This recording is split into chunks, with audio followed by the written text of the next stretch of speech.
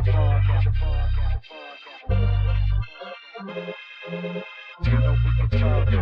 to Sunday League the podcast. You know we can talk trash. If you ain't with it, you can fall back. Welcome to Sunday League the podcast. The podcast. Welcome to Sunday League the podcast. The podcast. Welcome to Sunday League the podcast. You know we can talk trash. If you ain't with it, fall back. Welcome to Sunday League the podcast. The podcast. Welcome to Sunday League the podcast. The podcast. What's cracking, you fucking bush leaguers, and welcome back to Sunday League the podcast. This is episode 137 with special guest, the Bob Father, manager of the SoCal Royals of the FBL, Bob Gutierrez. Welcome to the infamous Pop Studio, and welcome to the show. Thank you very much. I know you don't. Be here. You don't call yourself the Bob Father. No, I don't. But you've heard it probably before at some point. Well, a couple of weeks ago in the dugout, the last time they said the Bob Father. And, there we go. Yeah, it's not official. Well, maybe after I don't call today. myself the Bob Father. No. Nobody ever does. Nobody ever calls themselves their nickname. Definitely. So, Boski, DH, we're here with We Bob. are here with Bob. Long time coming. Yeah, definitely. Per tradition, we're going to go around the horn with our fielder's choice. Bob, what are you drinking? I'm drinking water. Oh, the expensive brand. Yeah, it's a Kirkland. There you go. Hell yeah, Kirkland. It's made by Niagara, by the way. If you read the fine print. True. Yeah. There you go. DH. Michelob Ultra water. Oh, perfect. I'm drinking some Red Stripe. Hooray beer. Bob, so I've never met you personally. I've played against you on the field. We know nothing about each other. You probably know a little bit more about us simply because you've listened to the show, right? Right, absolutely. So something that I always ask people that I don't really know that are fans of the show, like when is the first time you came across Sunday League the podcast and your first impressions about it? Let me see. That would have to be a couple seasons ago when you guys were covering the league. Mm-hmm. What I thought about it was, you guys had a couple of favorites out there, a couple of friends out there, My thing was I'm not too into all the hype, more of let's play, let's put it on the field and.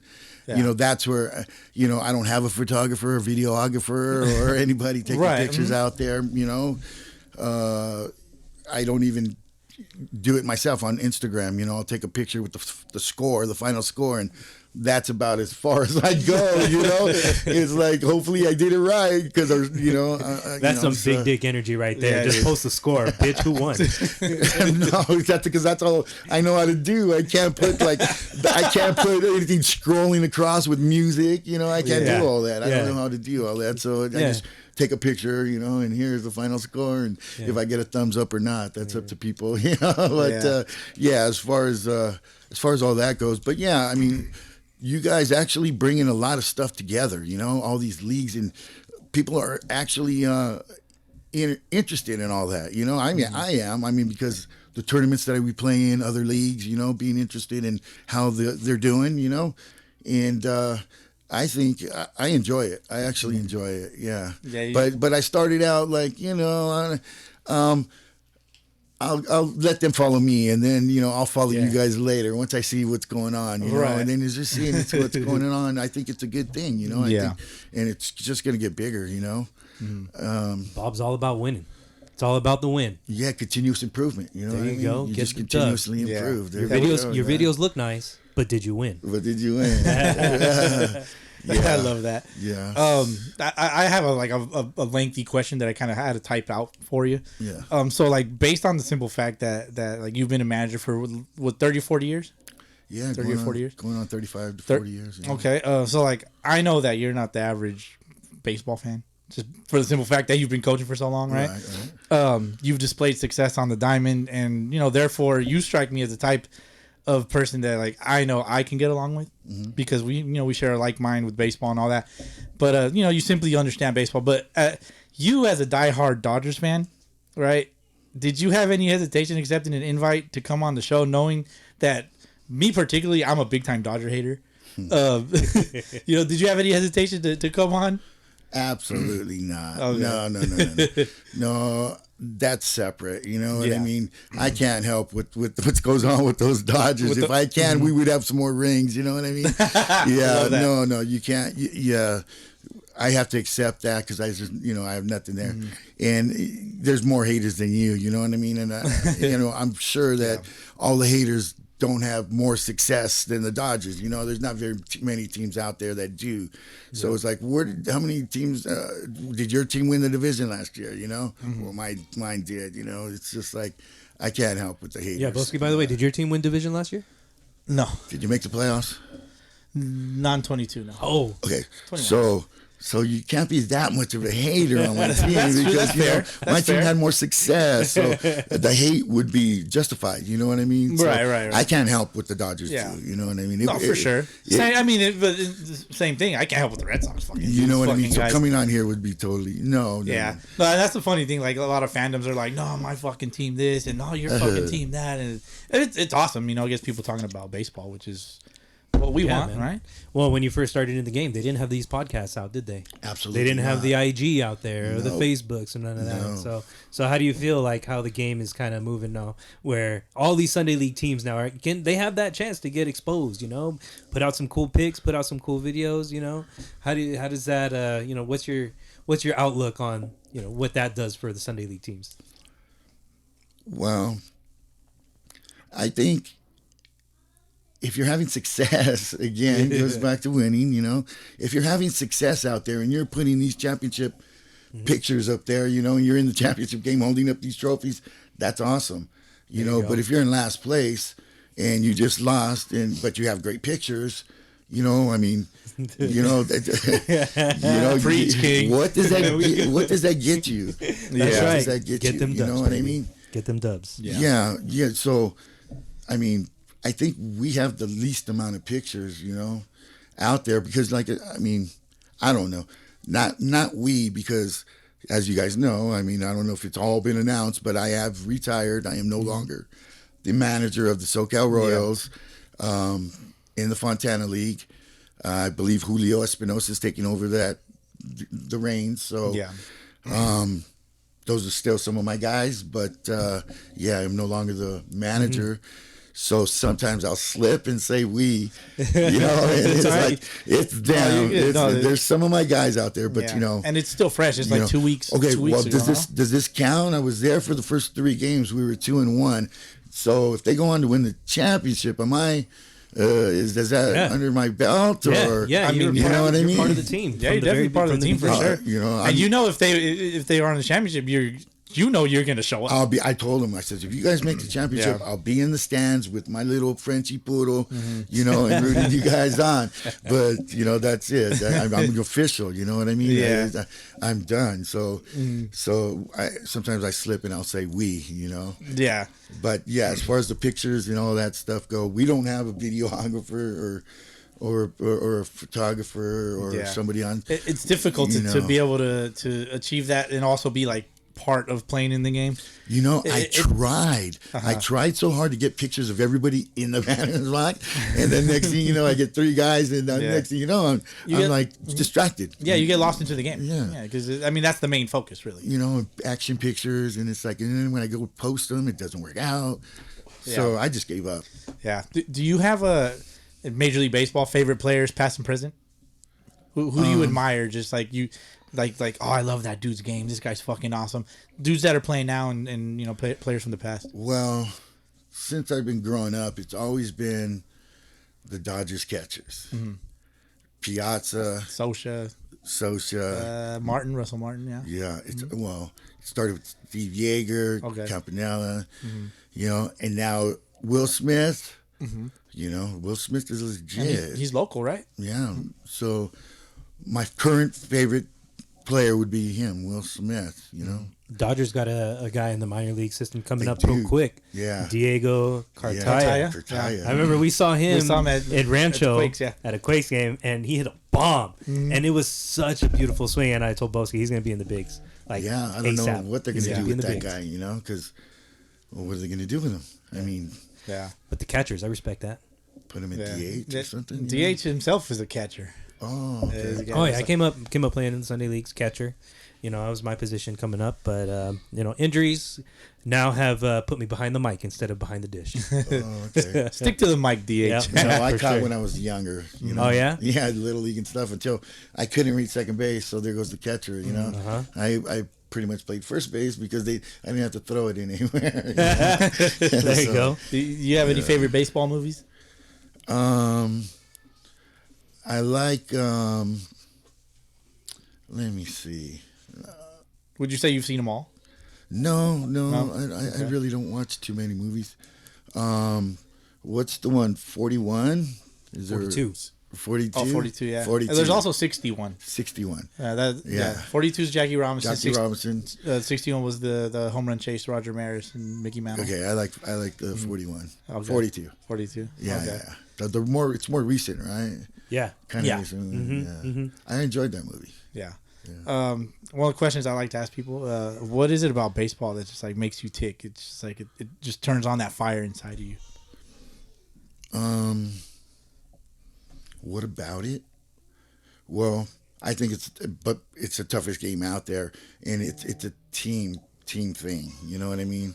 And I think one of the best feelings is when you can get a group of people to buy into something and to execute and have success. You know, that's one of the best feelings, and that's what excites me about it. Is like the closer you come to playing the purest baseball. You know what I mean? And the less, obviously, the least amount of errors you make, the better chances of winning. You know, and that's what we always shoot for. You always have a blueprint. You just need to follow the blueprint, execute it, and you can come on top. And that's what excites me about the game is everybody coming together, not just one player. You can't just have one player to have success. Team culture and clean baseball. Yeah, so you have some teams, they have success with the best players. You know what I mean? I don't think I ever had the best players. I've had success with the best teams. You know, and it's because they were able to follow the blueprint, buy into it, follow the blueprint, execute. You know what I mean? Yeah. And having those players, and it all starts with the blueprint. Your core players, you know what I mean? Your core players. Yeah. And then your role players. You know, having your role players, you take out somebody from your core players, put in one of your role players. Yeah. And they're just as good. You know what I mean? They have just the same amount of heart and want, you know, and it's like all those guys coming together and having success, and that's what excites me, you know what I mean? So, Bob, Yes, manager of the SoCal Royals.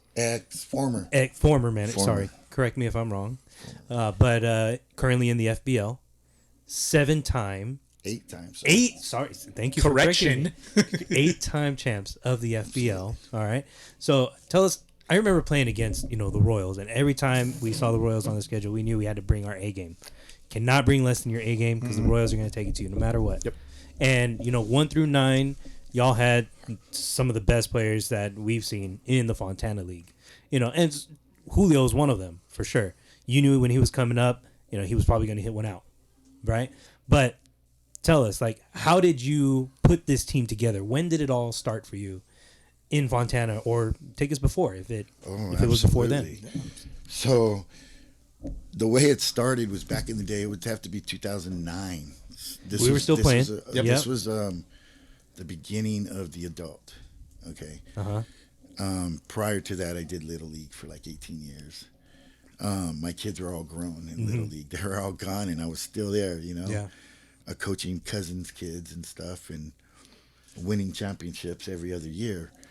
And so the adult league, it was my son, 3 of my boys, and their friends decided to put a team together, and we're going to play this in a league, right? And it's we had no idea what the adult league had. We had no idea. So we went out and we played. We were the Long Beach Dirtbags at the time. And no association with the college because we got asked that a lot.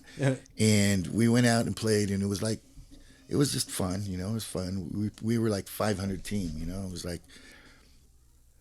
And we came to the last game, and like I was telling you earlier, we needed to win, and 3 other teams had to lose and had to go the right way for us to make the playoffs. And sure, it happened. You know, it happened. So the first season we were together, we made the playoffs. And two playoff victories later, we're playing in the championship game.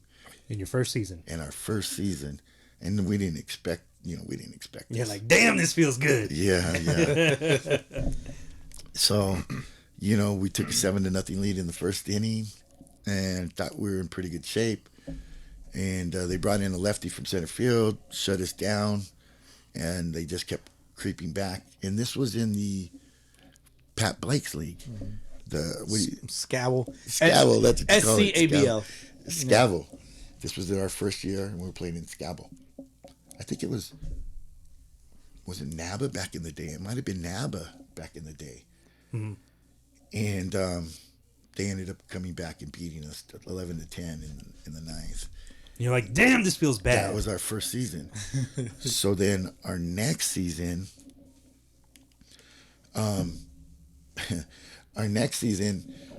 we ended up going to the tournament and the World Series. We went to the World Series.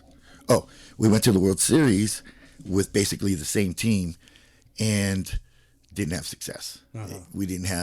It was our first World Series. We took our Sunday team, added a couple of players, and it didn't work out. So we stayed after to watch the World Series, the championship game. It was at Tempe Diablo Stadium. And I noticed that the team that was winning, the Patriots, had a bunch of players in their dugout. And then we had 14 guys, you know, and our guys were like in the ward, you know, like throughout the whole damn tournament. Yeah, same 14 guys. Asked my center fielder, "Are you okay?" And he's all like, "I can't feel my legs." Excuse me. That's not a good thing. No, you know, I had to put a picture out there to give the guy a break. But so I counted the players that were on the Patriots team, and they had 28 players. That's twice as many. Yeah. So I took that to heart. Next season, I showed up with 25 players, and we were still playing in Metal Bat. And we ended up winning the championship in that Metal Bat division, 31-3. Against that same team? No, basically it was actually the Brooklyn Dodgers. And they were playing with the Patriots the year before. Yeah. And so that was the last time, 31-3, and it wasn't fun. You know, so that was the last time we played Metal Bat, and then we decided to team up with some of the La Onda guys, and where's La Onda from? You know what? They were from Orange County, and one of my players says, "Hey, I got some guys that wanted to go to Arizona with you," and that's who we were. That's how we made the 25 guys. Those guys and our team combined. And at first we were the Long Beach Dirtbags. The next year they says, "Hey, let's be the La Onda Dirtbags," and we formed the La Onda Dirtbags. I like that. Yeah. So and some of our sayings were like, "We don't shine shoes." La Onda don't shine shoes. Yeah. Oh, this was back in the day when top tournament team around was La Onda Dirtbags. And we don't shine shoes, and all we do is win. That was our motto, you know. So we would play 5 tournaments a year, and we'd be, you know, in every championship, and most likely winning them, you know. Back in the day, NABA had rankings, and depending on how you did throughout the year, they would rank you nationally compared to all the teams in your age group, you know. And we reached number 4 in the country, you know. So it was like, wow, we would watch those rankings, and it became important to us because I don't know, you know, how we would do against the other guys, but I know that we're ranked number 4, you know. It was like we won every tournament we were in, you know, but that was pretty fun. A little different than the Sunday League power rankings that I had. I know, absolutely. What are your thoughts on those, by the way? Oh, man. Well, I mean, mixing in the tournament teams and it's hard. It's really hard. And basing it off, you know, the most recent success too, you know. Oh yeah. You know, that's that's kind of, you know, like platoon's doing good, but there's a time where, you know, there's like Team USA has dominated that division forever. You know what I mean? And those guys have some ex-pros on that squad, you know, but they don't play tournaments. They'll never play platoon. You know what I mean? So, you know, I mean, we'll get into that later, and we'll talk about those rankings. And, you know, because I have an opinion on those rankings. You know. Perfect. All right. Do we have that on our? Do we have that on our agenda? Yes, it is on our agenda. Okay, cool. Yeah, because I got some thoughts on that too. But so, tell me a little bit also about, you know, how the Royals came about. Okay. So, we were playing.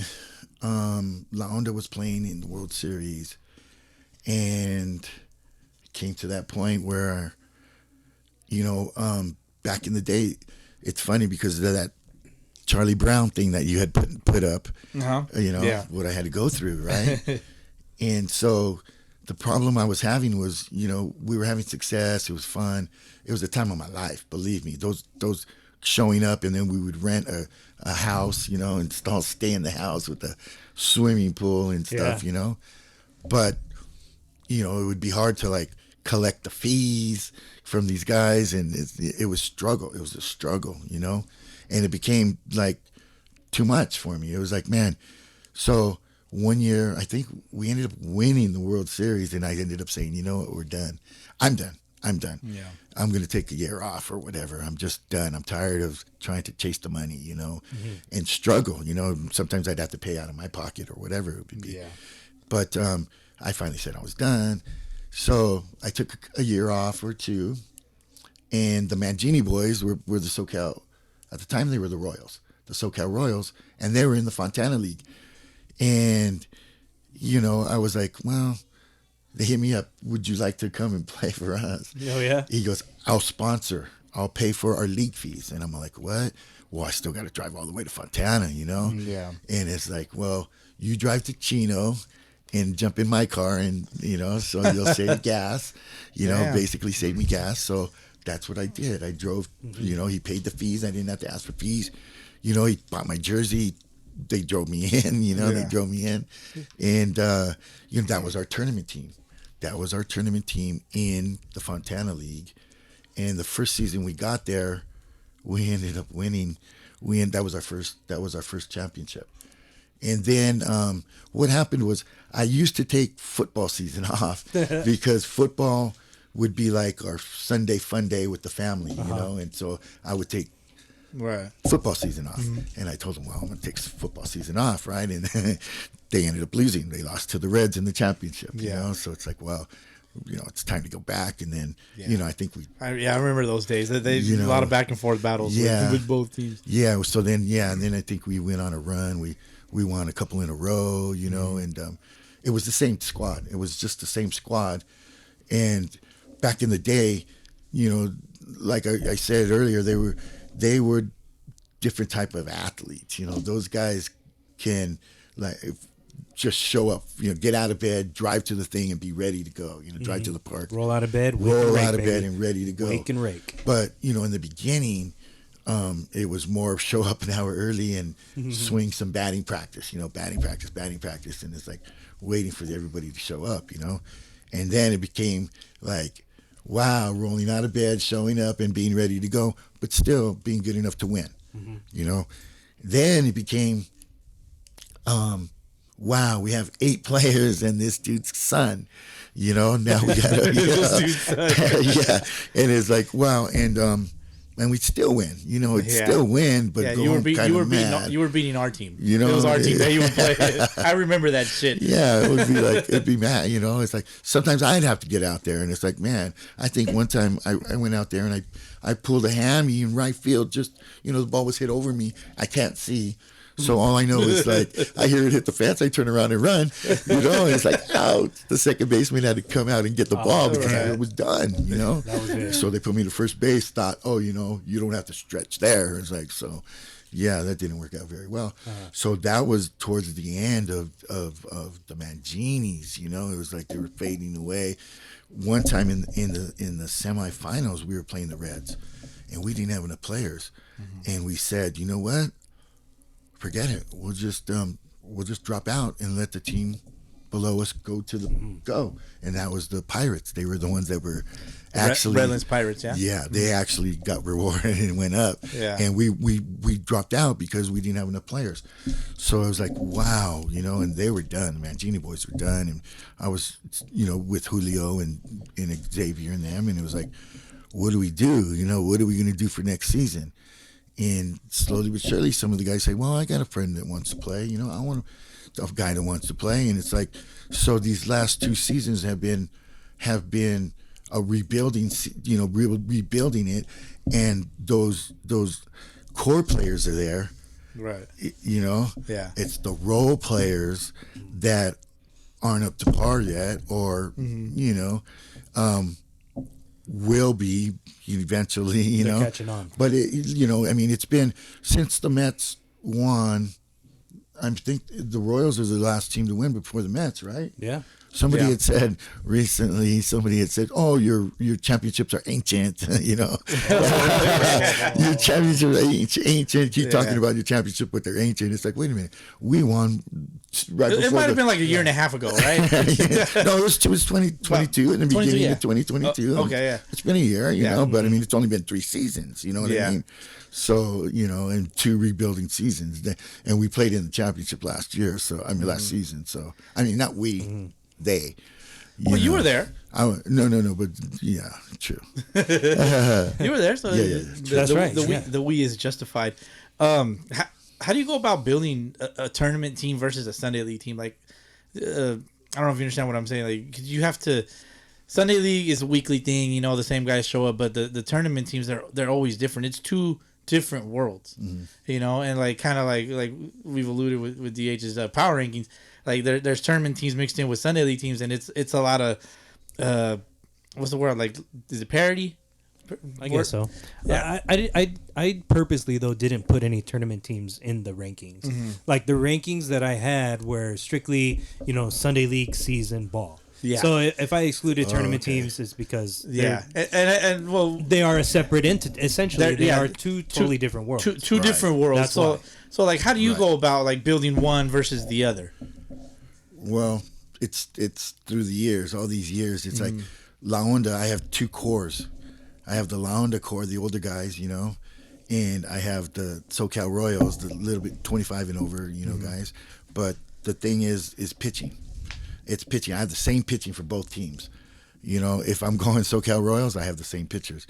If I'm going La Onda, I have the same pitchers. And it's just the core. And basically what I do is if I'm going La Onda, my role players are the SoCal Royals.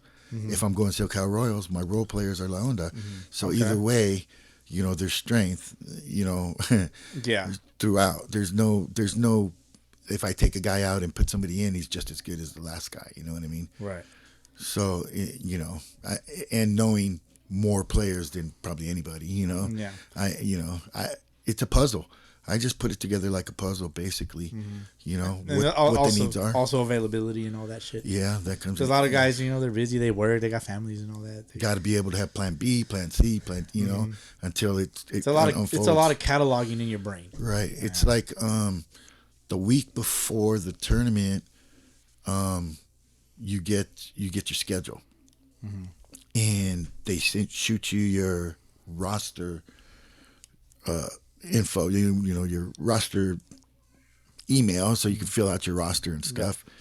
And so the day of check-in, the day before the tournament, you got to finalize so you have up until that final day to finalize your roster. Okay. You know what I mean? And it can change up until then. You know what I mean? And you never know. So you always be ready to replace somebody that's in having a lot of players, knowing a lot of players, and and also having a good relationship with them. Yeah. Because if you had a bad relationship with a guy, they probably wouldn't want to play for you. Right. I would imagine. If I had a bad relationship with you, I probably wouldn't want to play with you. Right. So, real quick, I do want to just mention that you are former Fontana SoCal Royals manager. Correct. But also NABA legend. How many rings would you say you have in the tournaments? Oh, I only have 4 rings. I'm not a NABA legend yet. Once I get in Yet. No, I need 4 to be rings nominated. is I pretty need good. to be nominated. I mean, how many people are there that would have more than 4? Oh, there's plenty. Yeah, I'm sure. In other states. Yeah, you know what I mean. but what? Yeah, but like SoCal. How do you go about getting nominated? Also, like, So, well, there was a rumor going around. Okay, so I don't know where you got that legend thing, but there was a rumor going around at the end of last year. I was told somebody from Colorado, one of my buddies from Colorado, says, "Hey, I was talking to the NABA, one of the guys from NABA, and they says, hey, I don't know why Bob's not doing any tournaments. He needs 3 tournament victories to be into the NABA Hall of Fame." okay, And I said, what? So I said, man, let's play the Great Park. No, the first one, Right. the Open, the California Kickoff. Let's play the California Kickoff. So we go to California Kickoff. I believe we were the Royals, California Kickoff, and we win. Okay, so now I only need 2. So that's what I'm told, right? Yeah. I only need 2. So I go to the Great Park Kickoff. This was January. We won the first one. the MLK, Martin Luther King.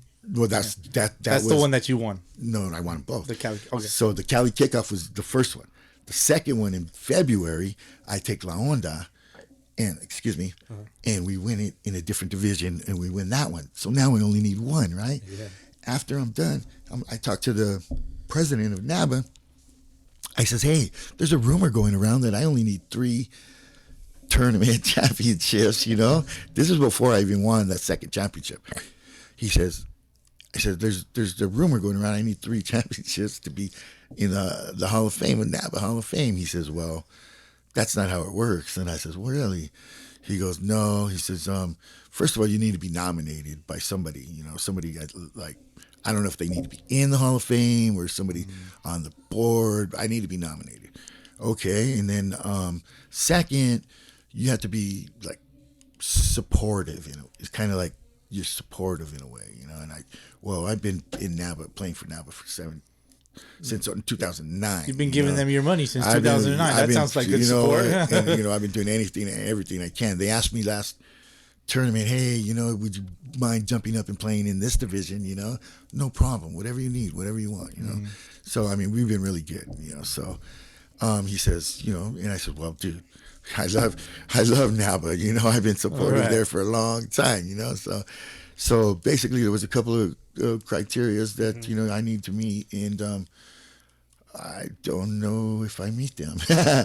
So I need to be told, or Somebody needs to nominate this Yeah, man. I'm sure. I'd be there's more guys than that happy would be to nominated. nominate you myself. Yeah, Shit. I don't know if it needs to be a board member or a current somebody in the Hall of Fame there, NABA Hall of Fame already, or what? But you've got the 3 tournament wins. 3 tournament wins. You got 4. How many? Let's talk about your accolades in NABA. Like, give us a rundown. Tournaments. I'd say in NABA and with La Onda, I'd have close to 25. At least 25 tournament championships. So then the 3, check. And then with the Royals, I probably have another 15 at least. So I have close to 40 tournament championships. Wow. Plus, that's not counting MSBL. Back in the day, we used to play NABA and MSBL. And win them both. You know what I mean? Right. That's where we play Platoon, I believe.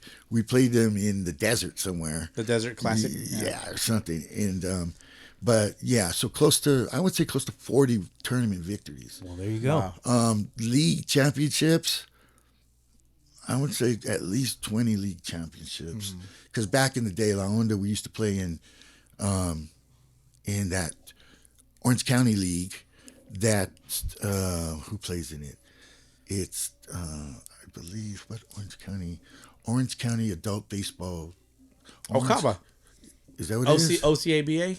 There's one out there, and then there's OCRBL. OCRBL. So we used to run that one. Yeah, Orange County Rec Baseball League or something like that. We used to.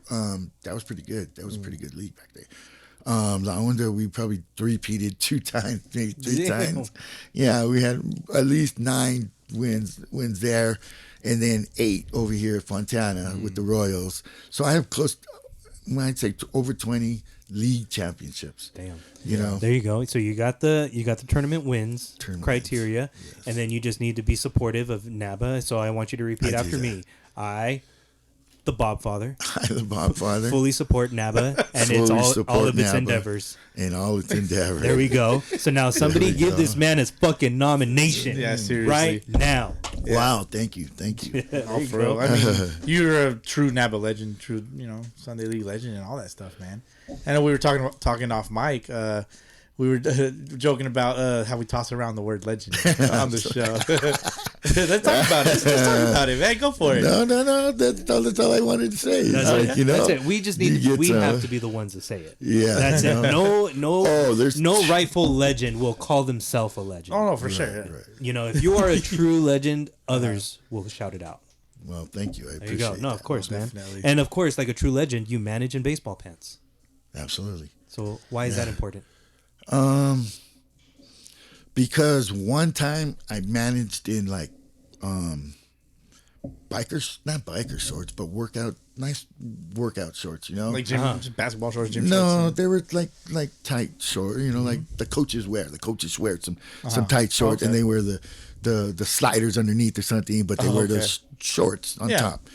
I wore that one time, and one of the players said, Oh, "What the man. hell are you doing wearing that?" So I never wear it again. I never wore it again. I said, "It's great. I got to wear pants, I guess, every Hell time." yeah. You know what I mean? Yeah. There you go, man. I mean, Do you think it sets the tone though for your team?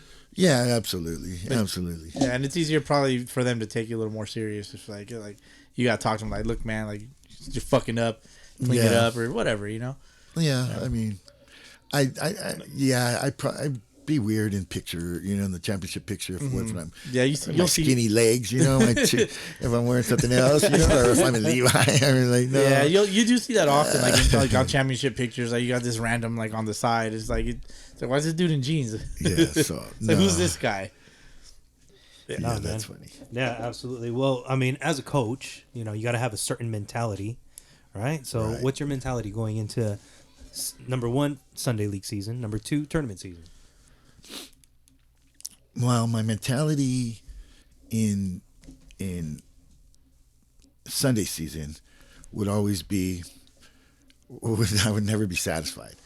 I would never be satisfied, and I don't worry about everybody else, because it doesn't matter until you get there to the playoffs. So some teams think winning the regular season title is a big thing. Having the best record overall. We have 8 championships, and 3 times did we win the best actual record. division. Did we have the best record? No. 3 times. We have 8 championships, so that didn't matter to us. First thought is we're going undefeated till you lose the first game. And then it's like, okay, there goes that. Win out. There goes The next that. mentality is win out. No, now it's just like, okay, let's improve every game. Yeah. So that's the thing is continuous improvement and continuous improvement every single week till you get to that playoffs and you're playing your best baseball. You know what I mean? That's the goal from week 1. You know what I mean? That's where the role players come in and they play such a big part. If they're not continuously improving themselves, we're only going to be as good as them. You know what I mean? So the Mets, I think you had said the Mets outplayed us one game of the championship, maybe the last game of the championship. Mm-hmm. They outplayed the role players. You know what I mean? Because, that's their tournament team. You know what I mean? Right. That's their tournament team, and they play together a hell of a lot. Yeah. We got guys coming, going, trying to build. Yeah. And they'll be back. But going into the season, continuous improvement. Mm-hmm. Playing your best ball, heading into the playoffs, and then you see what happens. You know what I mean? Most likely, the best team will win. You know what I mean? And I mean, if at full strength, following the blueprint and executing, I don't think anybody can actually beat us in a series. I mean, beat the Royals in a series once they're full strength. You know what I mean? They're still, they have they have the core, they have what it takes. They just have to gel till the end of the playoffs. You know what I mean? They definitely have the pitching. They definitely have the pitching. So you guys will see as it goes along. For sure. So continuous improvement is your team culture. Absolutely. How long did it take you to develop that? Well, it wasn't instant, I would imagine. No. Actually, it was. Was okay. Actually, it was. So I took my first baseball team, managed my first baseball team as a 16-year-old. So what happened there was my buddy, his dad was the president of the league. Okay. And he was one of my dad's best friends, one of his drinking buddies. So at the time, they were having beers and drinks, whatever, and the draft at his house, at my buddy's house, right?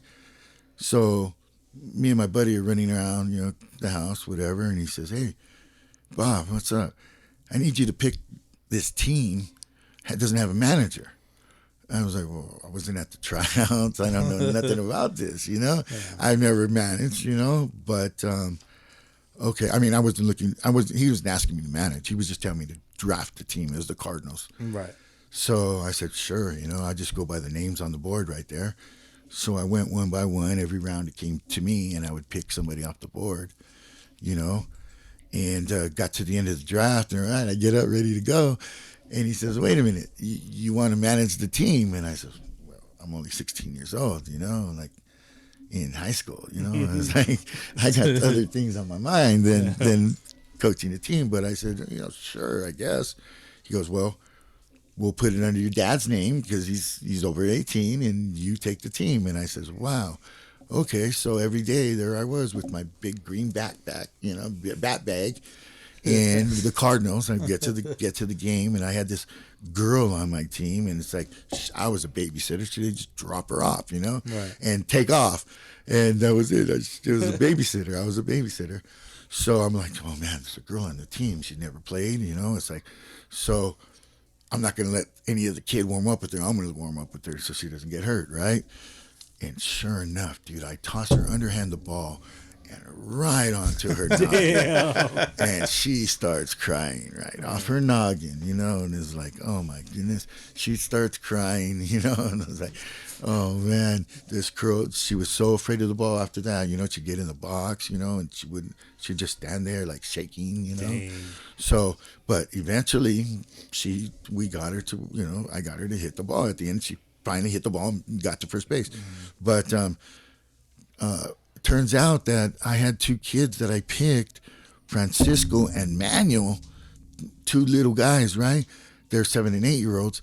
That one of them would come in and pitch. You could only pitch 3 innings at that age. He would come in and throw 3 shutout innings, and Francisco would come in and throw 3 shutout innings, and we would win every game because they were just rotating. Turns out I had to pick the 2 best pitchers, and I didn't see them try out or anything. Right. And I had Senator Montoya was one of the kids on my team. So we go to the championship, and there he is, Senator Montoya, pulling his strings, gets us kicked out of the game, throwing a big old tantrum. But that's how I got started in coaching. Was at 16 years old, they threw me a team, and I picked it, and I ended up, from then, but continuously improved. It was like, man, same thing with the dirtbags, La Onda. We went to a tournament, an all-star tournament, right? We had like 4 or 5 of our teams. I ended up having 28 guys on my all-star team, right? I put 28 numbers in a hat and said, pick one. That's where you're batting.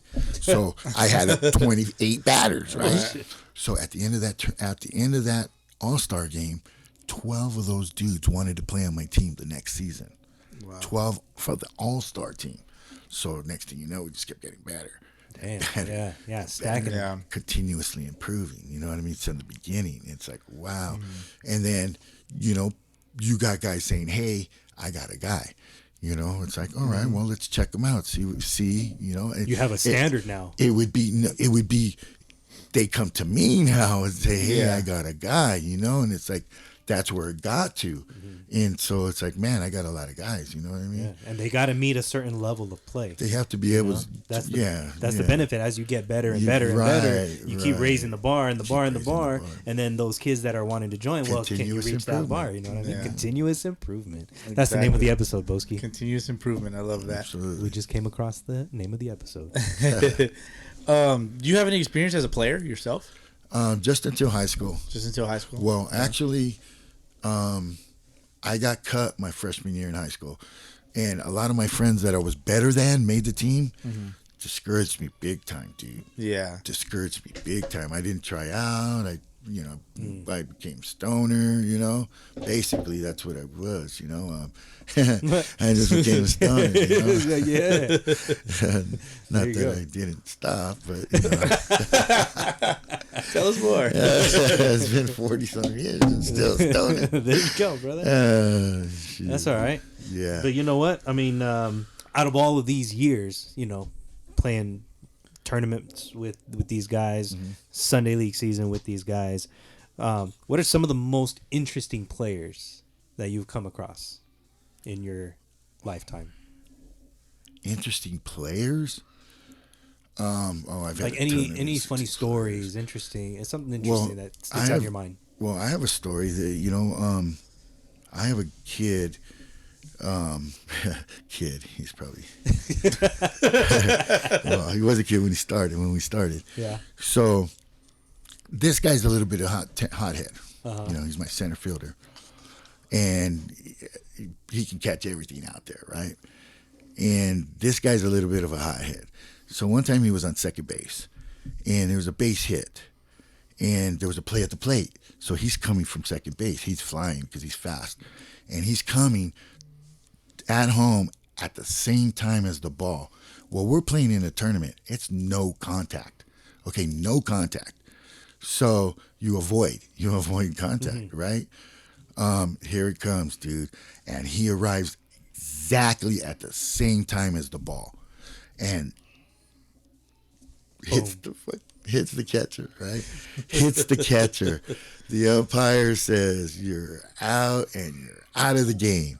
And he goes berserk, right? Oh, shit. He goes berserk. And I'm telling him, Mikey, calm down. Just wait a minute, calm down. I'm holding him away from the umpire, right? And so I go, calm down, Mikey, calm down. I turn around and I talk to the umpire and I says, I understand there's no contact. I understand that. I says, but at the same time, it's like incidental contact. He came in there, and if you saw what I saw, he didn't know whether to slide. He didn't know whether to stand up. He didn't have no idea what to do. He didn't have no intention of running over that catcher. No intention whatsoever. It was coincidental that they ran into each other. It was not on purpose. I says, it just happened at the same time. It was coincidental. It was, Right. it was like, and so it was like, let me talk to the other blue. So he goes over there and talks to the other blue. And I told Mikey, I said, see, man, you should have been, shut up. how it's done, Mikey. Why are you cussing at this guy? Just listen, let me take care of it. So he comes back. The blue says, okay, you're out at the plate and you're back in the game. You're not kicked out of the game. So Mikey's like, what? And I said, see, I told you, dude. I told you. He bought that shit, dude. It was just like at the same time, just like he didn't know whether to slide or not. Yeah. And he didn't do it on purpose. So he was out at home for running into him, but he got back in the game, right? The other manager goes crazy, dude. And the umpire says, we talking about it, this and that. And he says, you're out of here to the other manager, right? He says, I'm out of here. You're out of here. And he fucking made a big old scene and shit. It was like, that was so interesting because I told him, dude, who gets a player that's tossed back into the game? And gets the other manager tossed. And then the other manager got tossed. It was like, dude, that was legit. Legendary. You know what I mean? That was legit. That's legendary, yeah, for sure. You know what I mean? Yeah, so I mean, I got away with umpires. First thing I say is I never met a blue I don't like. You know what I mean? So it's like they buy into that. So it's like, dude. Oh, I'm honored. I'm honored. I can tell you that too. That's right. I never met a blue I don't like. I umpired game 2 of the FBL championship last season, based on pure need, of course. Based on pure need.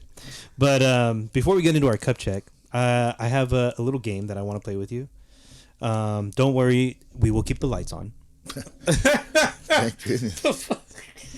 But I want you to think back to some of your more recent Royals teams. Okay. All right, and this game is called "Who is the most likely to?" Okay. And I want you to tell me the first player that comes to your mind when I ask you, "Who is the most likely to be the best salesperson?" The best salesperson. Since we're talking about you selling to the umpire to get your guy back on the team. So who on your most recent Royals teams would be the best salesperson? I would have to say Patrick Kelly. All right. Yeah, he's got the looks and he knows, he's good, well-spoken. Oh. You know what I mean? Yeah, Okay. he is. He sure is, yeah. Let it be known, Patrick's a dime. All right. Who's the most likely to save a cat from a tree? Let me see. Save a cat from a tree. That would be my center fielder. All right. Yeah.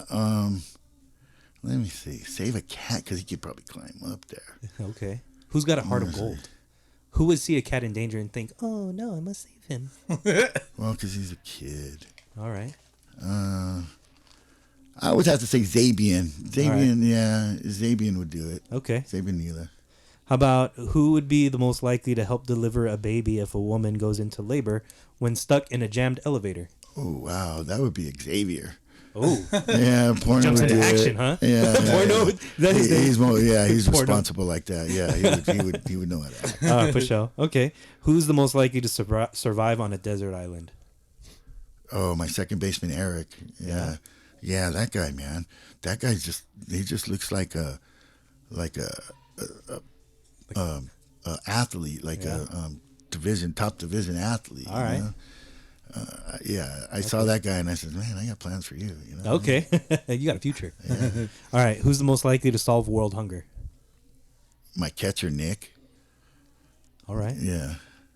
Good dude. Yeah, he's a good dude. Who's the most likely to show up to a game with a different chick every week? Shoot. That would be Mason. Yeah. That boy Mason. Mason's also a dime.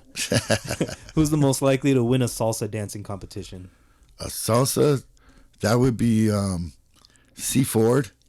Yeah, Okay. Curtis. Yeah? Yeah, Curtis Ford Okay. for sure. He's got the moves, huh? Yeah, he would enjoy it too. Oh, hell yeah. All right. Last one. Who's the most likely to have their own comedy show? Their own comedy show? Oh, that would be Julio. Well, he tries to be funny, but he tries to be funny, But yeah, Julio would be the comedy show. Yeah. All right. Nice. For sure. There you go. All right. All right, man. I think Boski, it's about time. About time. Time for that. Cup check. Cup check. We'll be back. We'll be back. What are you, a Yankee fan? Yeah. Sit down. No, come over here. Sit over here next to me. Come here.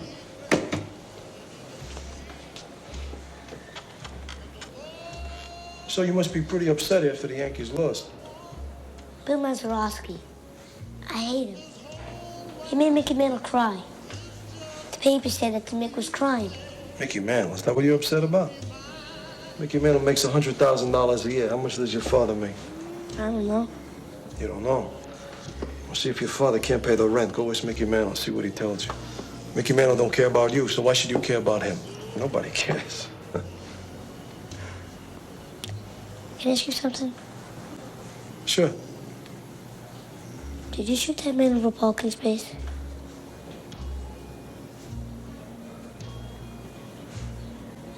When you get older, you'll understand.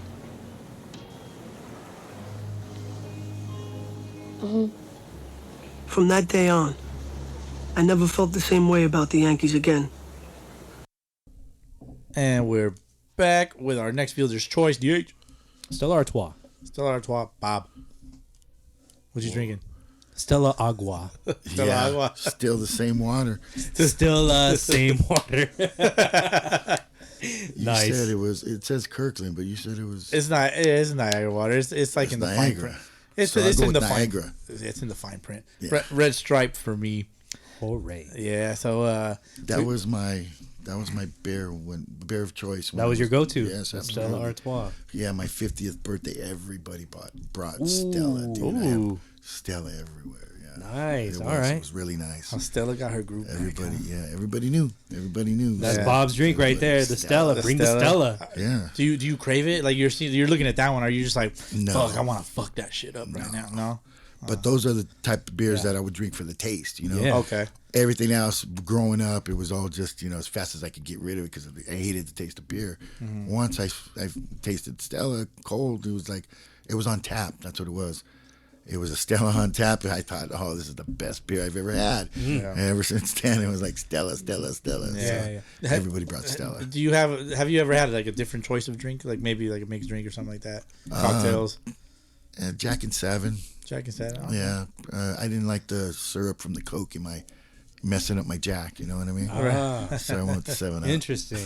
Never But heard it. yeah, until I thought I OD'd on Jack, It was, yeah, I became religious that night. It's for damn sure. Yeah, for sure, dude. All right, Bob. So tell us a little bit about your playing career. Well, at least your coaching career against the platoon. We ranked them in our Sunday League Power Rankings number 1. DH ranked them. Excuse me, I ranked them number 1. I did not put my ink on that paper, sir. But you've had experience playing against the platoon. Am I right? Oh, that was back in the day. Yeah, that was tournament play. It was that was like in the height of our success, and they were like coming up. Platoon and the Tigers, the CBA Tigers. Yeah, they'd show up on our schedule or in our tournament. And back in the days, like, who are these guys? Everybody knew the Dirtbags. We were winning tournaments, and we'd had success against them. I'm pretty sure I have a winning record. No, I'm positive I have a winning record against them. Yeah. No, pretty sure. All right. You know what I mean? Very nice. You can ask them. Yeah. But, we can't compete with them nowadays because they turn over their young guys, and they play in the 18 division, and my guys continue to get older, so they get 25s and 35s. So that's the difference between that as far as their tournament team goes. I have no idea about their league team, if that's their tournament team or what, but they seem to be one of the top teams around. Yeah, we had. I had them at number 1, and then you mentioned the CBA Tigers. I had them at number 18. Okay. Yeah, a little bit behind the Royals at number 12.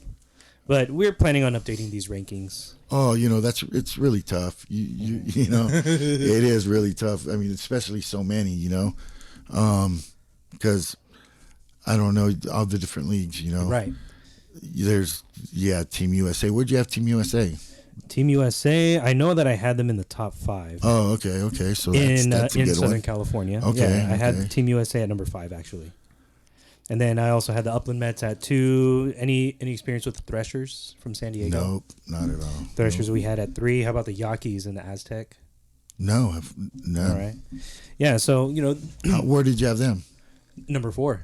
Oh, okay. The Yaquis at number 4. And so I guess... So you value that Aztec League top division over there. The top divisions is where we're at with that. The top I would argue with you. I've had some time to actually think about this. And process it. Yeah, to process it. Yeah, because like in the moment I was like, yeah, like, we were tired. And I was like, yeah. There was one, I was like, no, dude. So I think a lot of it is like the strength of the league, the strength of the league. Because like, for example, you had the Dukes in your top in your rankings, but the Dukes didn't even make playoffs in their league. You know what I'm saying? So, but I think I thought they did last season. No, they started off hot and then they just they fell off. They fell off. But that's just kind of like an example. It's like, okay, like maybe we should really like take a step back and like dissect this a lot more, Yeah. So yeah, you mentioned that in the tournaments they would rank you guys nationally, like the different teams would be ranked Yeah, nationally, and different age groups. according to your results from the tournaments throughout the year. And do these teams have a chance to face each other in like upcoming tournaments? No.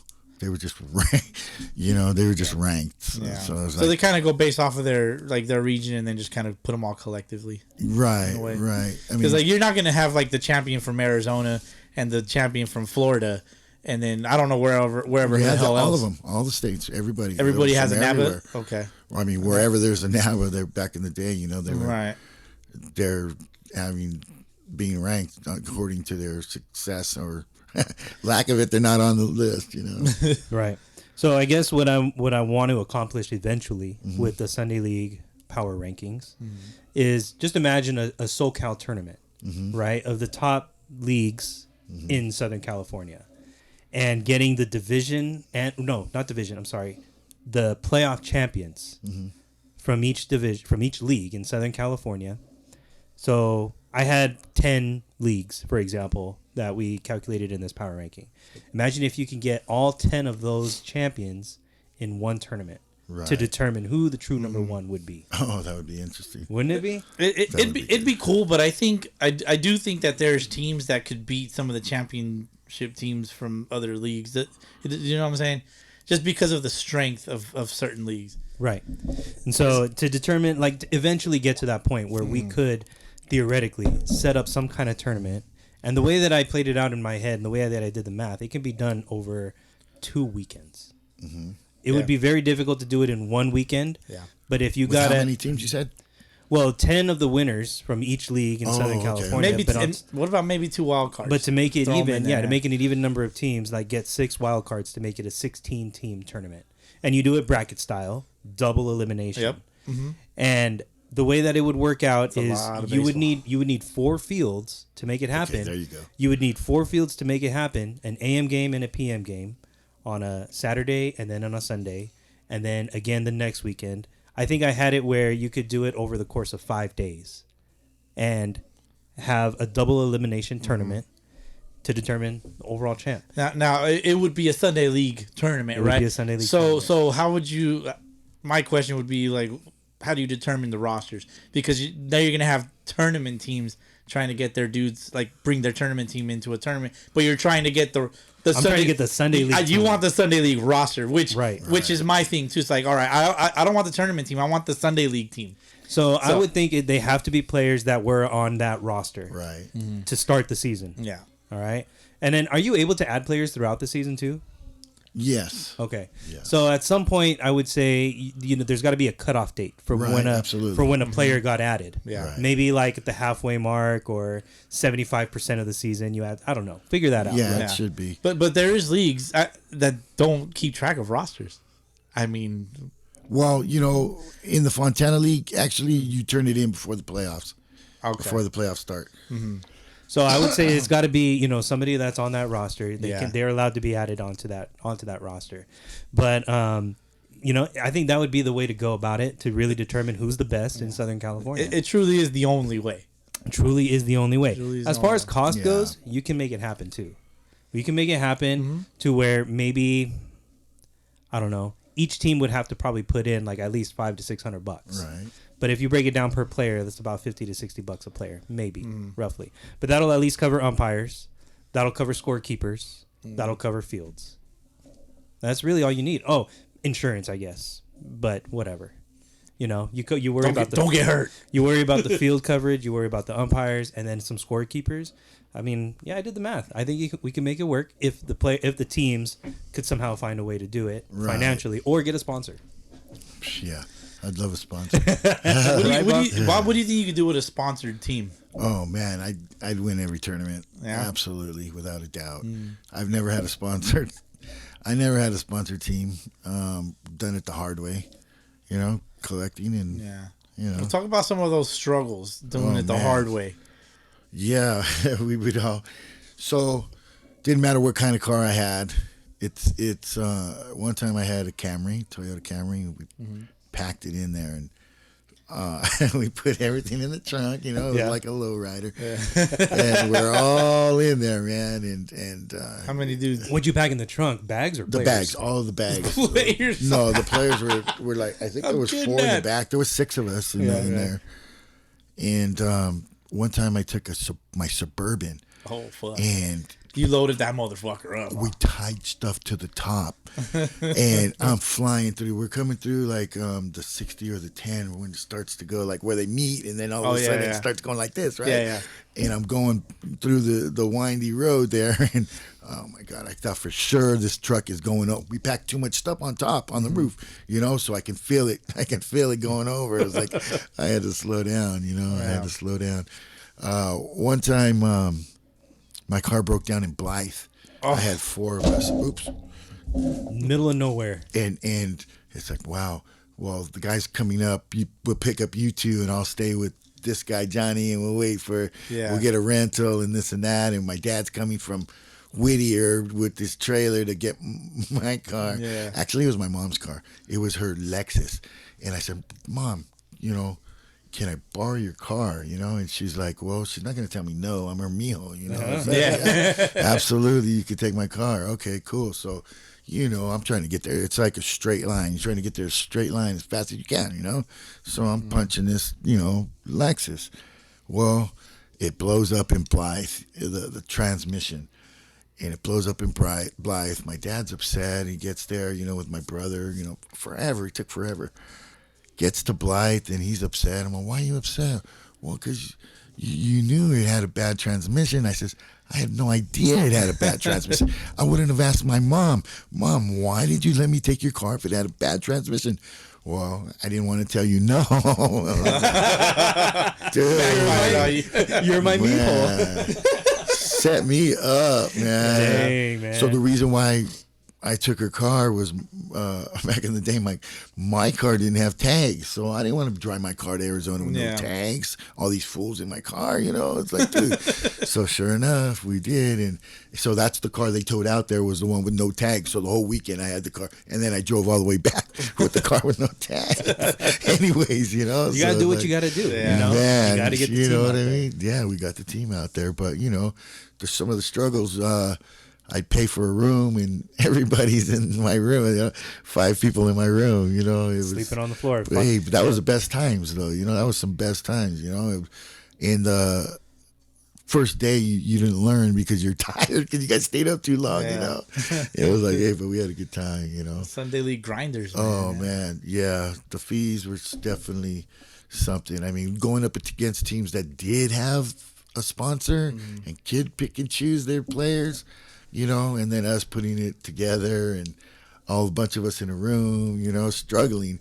It's like, dude, we would go the $5 footlongs. We would live off $5 footlongs. Oh, shit, yeah. When they actually cost $5. Yeah, when they were $5 footlongs, man. We'd split it, for breakfast. Breakfast, we would hit Jack McDonald's, and then lunch and dinner would be $5 footlongs because we could walk to it, Yeah.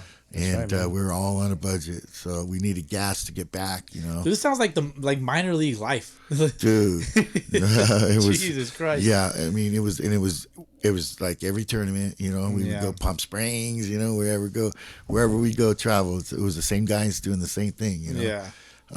It got to where we were so good that we got a little wild. And then struggled. But. It was a great time. It was a really good time. You definitely build a lot of team bonding doing shit like that. Absolutely. You look back on your days and you're just like, man, remember when we were doing this shit? Remember we were doing that shit? Yeah, so like when we were in a group text, it's like, it's like yesterday. It's like the same dudes, doing the same damn things, The same fucking jokes on the same dudes, right? It's like, oh, shit, That's hilarious. Yeah, so, I mean, it's never been easy, but we did it the hard way. Nowadays, I mean, I don't know. I guess I didn't put in the footwork, or I didn't know how to go about getting sponsors, I didn't know how to go about it. And it's like, sometimes they're all like, well, for an adult team? You know, how old are these guys? You know what? I would have to say, well, they're 18. You know, I got some college guys. Yeah, I got some college guys. You know, this and that. Hey, I do got some college guys. They are 18 and over.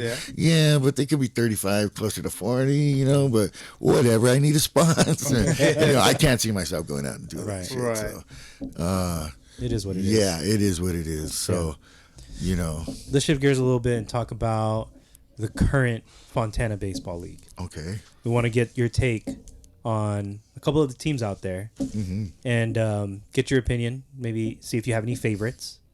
So, you know, in the majors division of the Fontana League, bringing up the bottom right now, you got the Brew Crew and the IE Marlins. And then you got the Gators, currently at 1-2. The Sun Devils, surprisingly at 1-1 at the moment. Yeah. Sun Devils down there. The Tropics at 2-3. Yeah. And then you also got Los Blue Jays, the Indians, the California Reds, all at 2-2. And then, of course, your SoCal Royals in the top 3, 3-2. And the undefeated IE Pride and the Upland Mets at 4-0. Wow, the IE Pride they really crept up. Holy shit. Yeah, they did some. You know, I mean, since last year they added some guys, you know, and now they're starting to get paying off, you know, and they're coming together. They've always been a pretty solid squad. Right. Yeah. They're always a tough out, you know, always been a tough out. I think you guys were talking about them a couple weeks ago or last week about, I don't know, like the Rays or something. They're always there, but they just can't get past, you know, can't get over the hump. They beat the teams they're supposed to beat, and they lose to the tougher teams. But, you know, I think... Well, is that where you want to start? Because we can start from the bottom and work our way up. Go for it. Let's you know do what it. I mean? You know, the Brew Crew, I don't think they're going to have a shot. They're still, I think they should have started in AAA, you know, give it a shot. Yeah. If they were in AAA, who would you pull up? The Yankees. The Yankees. Okay. Yeah, they were, you know, and they believe they should be in the majors. You know, that's the thing. The Yankees believe they should be in the majors. And they are 4-1. Yeah, but they didn't have success in the majors. They didn't have that success. I think partly because they went about it the wrong way. They went about it big-headed, you know, thinking they're better than they really were instead of just worrying about the baseball on the field, you know. And but I think they're, you know, as far as the Brew Crew go, they need to go down. Give it the Marlins. Give themselves a chance to win. Yeah, I mean, they can put stuff together, you know. It's just I guess the whole 9-inning thing or something, you know, because they can have success. We played them. We had a practice game with those guys, and they were solid, you know. So I don't know what it is when it comes game time. It's just they're having a tough time. I'd expected more. All right. I just I expected more. Okay. Gotcha. IE Marlins. The Marlins, I don't know much about the Marlins. I just other than that they're not winning. That's all you need to know right now. Yeah, I don't know where they're from or they're new, right? They're new. I think this is their second season. Yeah, it's their second in the season. major division. In the major division. Oh wow. Damn, Yeah, I don't even remember them. I did catch a glimpse of them. They played the Tropics. But I mean, they had a bunch of dudes, like their uniforms were all mismatched. Okay, so they're putting stuff together. Seems like they're putting it together still. So yeah, I don't think they're gonna have too much success. The Gators, right now, going up to the Gators, they're gonna have to outscore people, and you know, they're not a playoff team. They're not a playoff team. They need to outscore people and need to get deeper. They don't come with very many guys. Right. You know, they come with maybe a couple of subs, and it's not going to get done. You need to be prepared for a little bit more. You know what I mean? So they need to get deeper before they even make become a playoff threat. The surprise is the Sun Devils. I can't believe. You know, at 1-2-1, it's a little surprising. I don't see them making the playoffs. I just do they have a different squad from maybe I have no previous idea. seasons? Okay. We haven't. I mean, the Royals haven't played them yet this season, or maybe they did. I'm not sure they've played yet. No. But I mean, the teams that the results that with the teams that they're playing, I don't. I mean, they got to really turn it around. Yeah. You know, I don't think they're playing good ball. And the Tropics. Yeah. Here we go. We got to get a good swig. Make sure you got enough lubrication in the throat. I don't know what's the problem with the Tropic. As far as I don't know how they're losing these games. What the reason is. I mean, they have all the tools. Yeah. You know what I mean? But I don't think they make the playoffs this season. this season. Oh, wow. Hot take. Hot take. Yeah, I don't think they make the playoffs. They're not a top because they like we were talking. It's 6 teams. Yeah. 6. Well, they're teams. currently only a half game out of a playoff spot. Yeah, true. So It's true. It's early though. It's still early. But I mean, I don't know. Yeah. The way that it's going, as long as they can keep their heads up, you know what I mean? And keep coming out and playing, they'll have success. Yeah. But still, I think they missed the playoffs. Not because they're a bad team, but because I have teams that I think that might beat them out. That's it. You know what I mean? It's like some of these teams, like, well, where are we at next? The Hammerheads. The Hammerheads. Hammerheads make the playoffs. Oh, They make it to like it. let's see, the 4 seed. I think I have them going into the 4 seed. We'll get to that. Once we get because it's 6 teams make the playoffs. So they're one of them. Okay, Los Blue Jays. Okay, Los Blue Jays is my sleeper. Sleeper. They make the playoffs. Okay. Okay, they'll be coming in as the 6th seed. They will make the playoffs. They're really fundamental, Oh, well, the first game we played them, it was 3-1, and everybody's like, well, they played a good game against the Royals, this and that. Well, I pitched 4 different pitchers and I batted 12 or 13 batters. Right. It wasn't, so, but I was impressed off that first game. I was, in situationals, they were doing things, they were thinking, Right. Like, this dude tried to bunt somebody in from third base. It's like, wow, who would think of that? It was good. It was a good move. There you go. So they're fundamental. I think they make the playoffs. The Indians, they're not going to make the playoffs. They're having some success right now, but once they go through the roster, they're not going to make the playoffs. I mean, their schedule. The Reds, the California Reds, wow. Let me see, how many do I need? 6, right? 1, 2. Yeah. The Reds don't make the playoffs. Really? Okay. Yeah. I don't, let's see, let's see, 1, 2, yeah. I have the Royals making the playoffs. The Pride is the surprise team. That's the team that they're going to get the 2 seed. They will be the 2 seed. Okay. And the Mets, of course, will be the 1 seed. So we got the Mets at 1 seed, the Pride at 2, the Royals at 3, the 4 seed. I have the Hammerheads getting the 4 seed. I have, let's see. Oh, you know what? So the 5th seed is the Blue Jays. So the 6th seed would be between the Reds, the Tropics, the Reds and the Tropics for the 6th seed. Okay. And so they do have a shot. So both the Reds and the Tropics have a shot for that 6th seed. Yeah. But my surprise team is the Blue Jays. I heard they added a player that might help them. Pretty good guy that I had an eye on. So I know he can help them. All right. So yeah, I believe they will make the playoffs. So the buys would be who? The Mets and the Pride. Yeah. Would get the buys. So the 3 seed would be the Royals, and they would be playing the 6th seed, who would be the Reds. And then the Los Blue Jays would be playing the Hammerheads. So that's a good matchup. Yeah. That particular matchup is pretty good. It is. It is a good matchup. By that time, I'm going to have to go.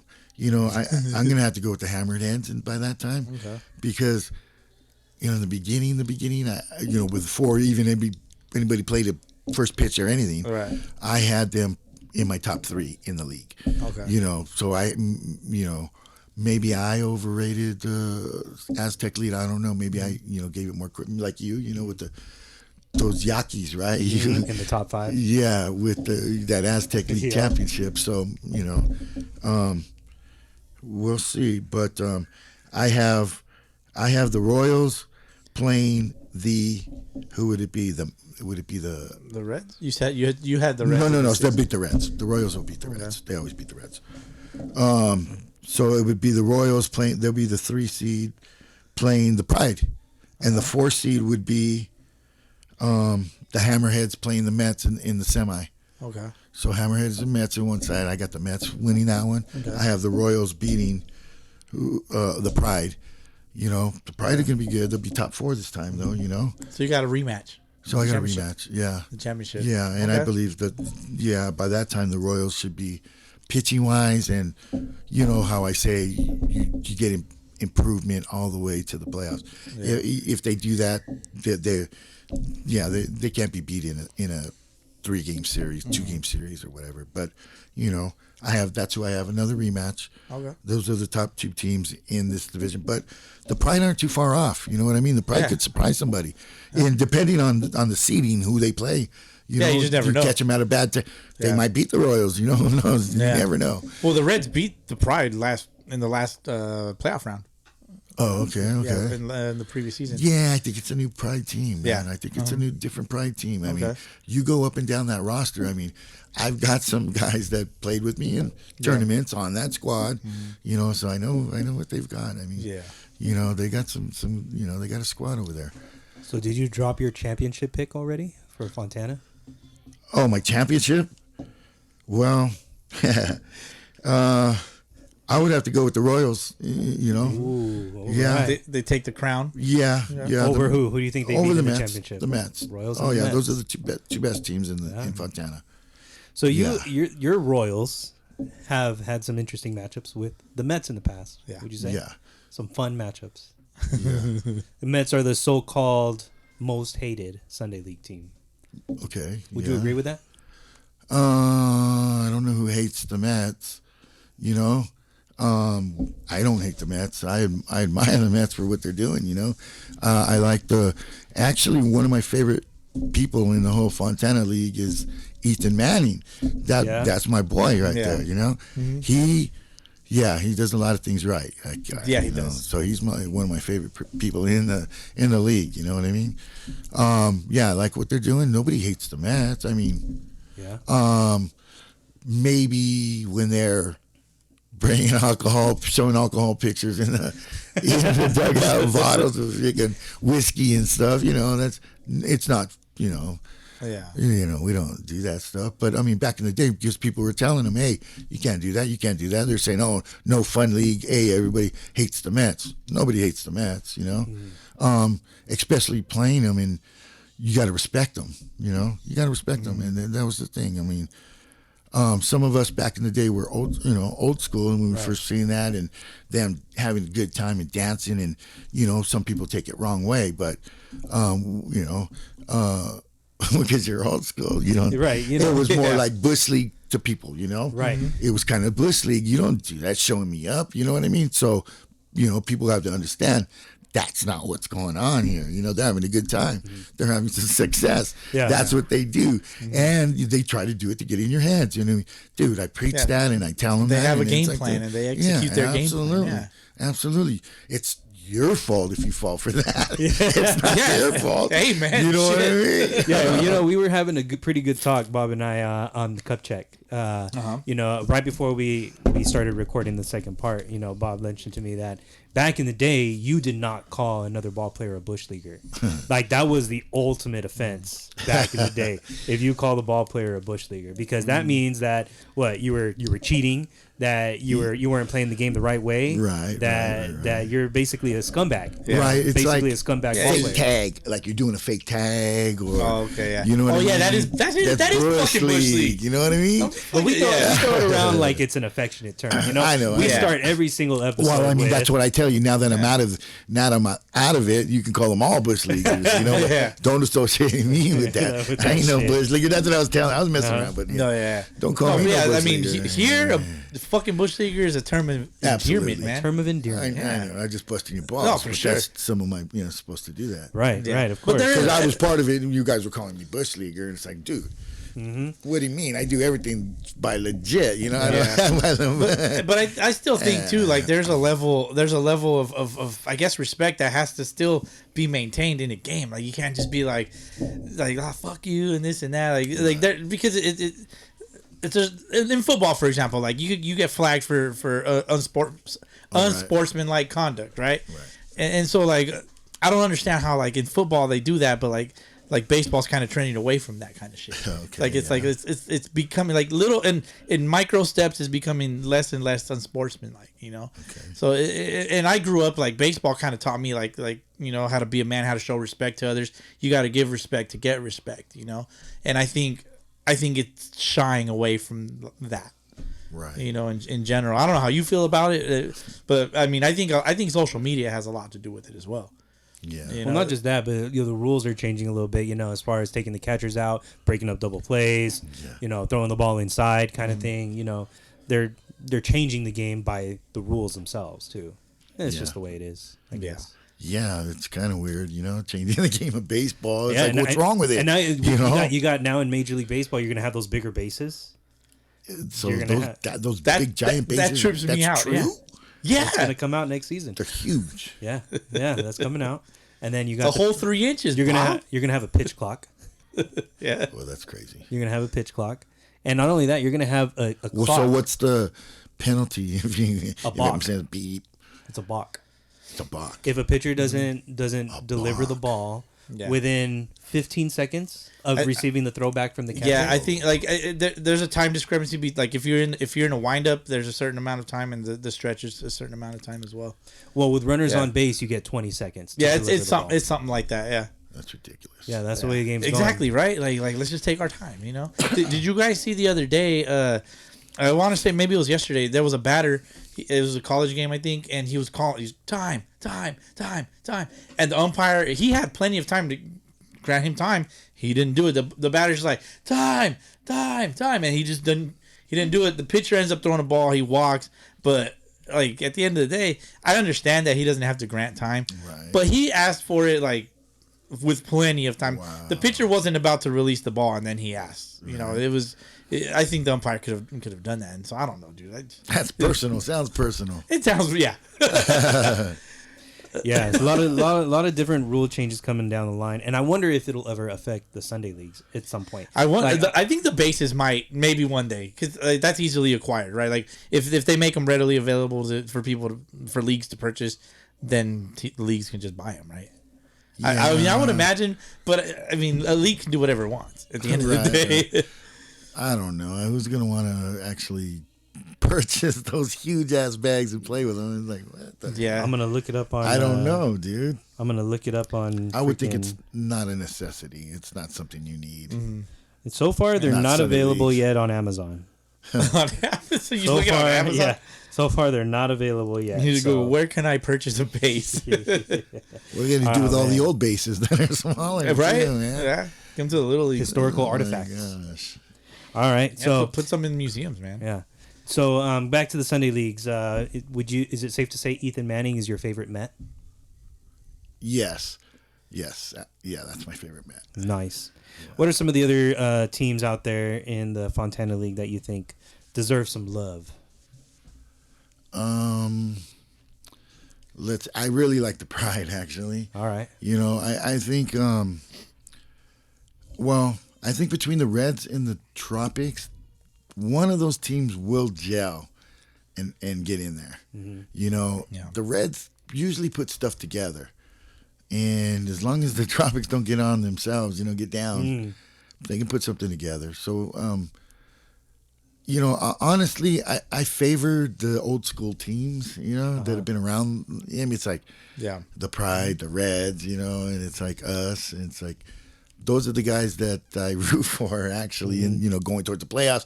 If it's between a team that's new here, you know, or one of these teams, it's like I want the old school team to get in the playoffs, you know. So I always root for the old school that have been squads. that have been around, because you know it's tough to do it year in and or season after season after season, you know, and you're still the same guys doing it over and over, you know, and you know, so but we always welcome competition. You know what I mean? What about any other teams in Southern California that you can think of? Oh wow! Well, I mean, I got a lot of the tournament teams, you know, or any players they play leagues, or any players off the top of your head as well. Any players? Well, there's a lot of players. You know, I got so many players, and But teams wise, that might be overlooked. The Sunrocks. The Sunrocks are legit. Where are they from? They play. I don't know what league they play in. But they're always in the tournaments with the platoon. They're from Long Beach, right? Yeah. Okay. They're from Long Beach. But they always in the 18 open division with platoon. All right. Let me see. The Aventureros. That team they're from Orange County. They play, I think, in that Okaba. Okay. I think they're always a tournament team.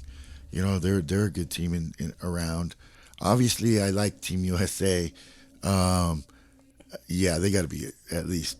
They got to be top 3. Yeah, these guys are legit. Milo plays on that team. Milo's on that team. Who else? Oh, the SoCal Terror tournament team. They're in league.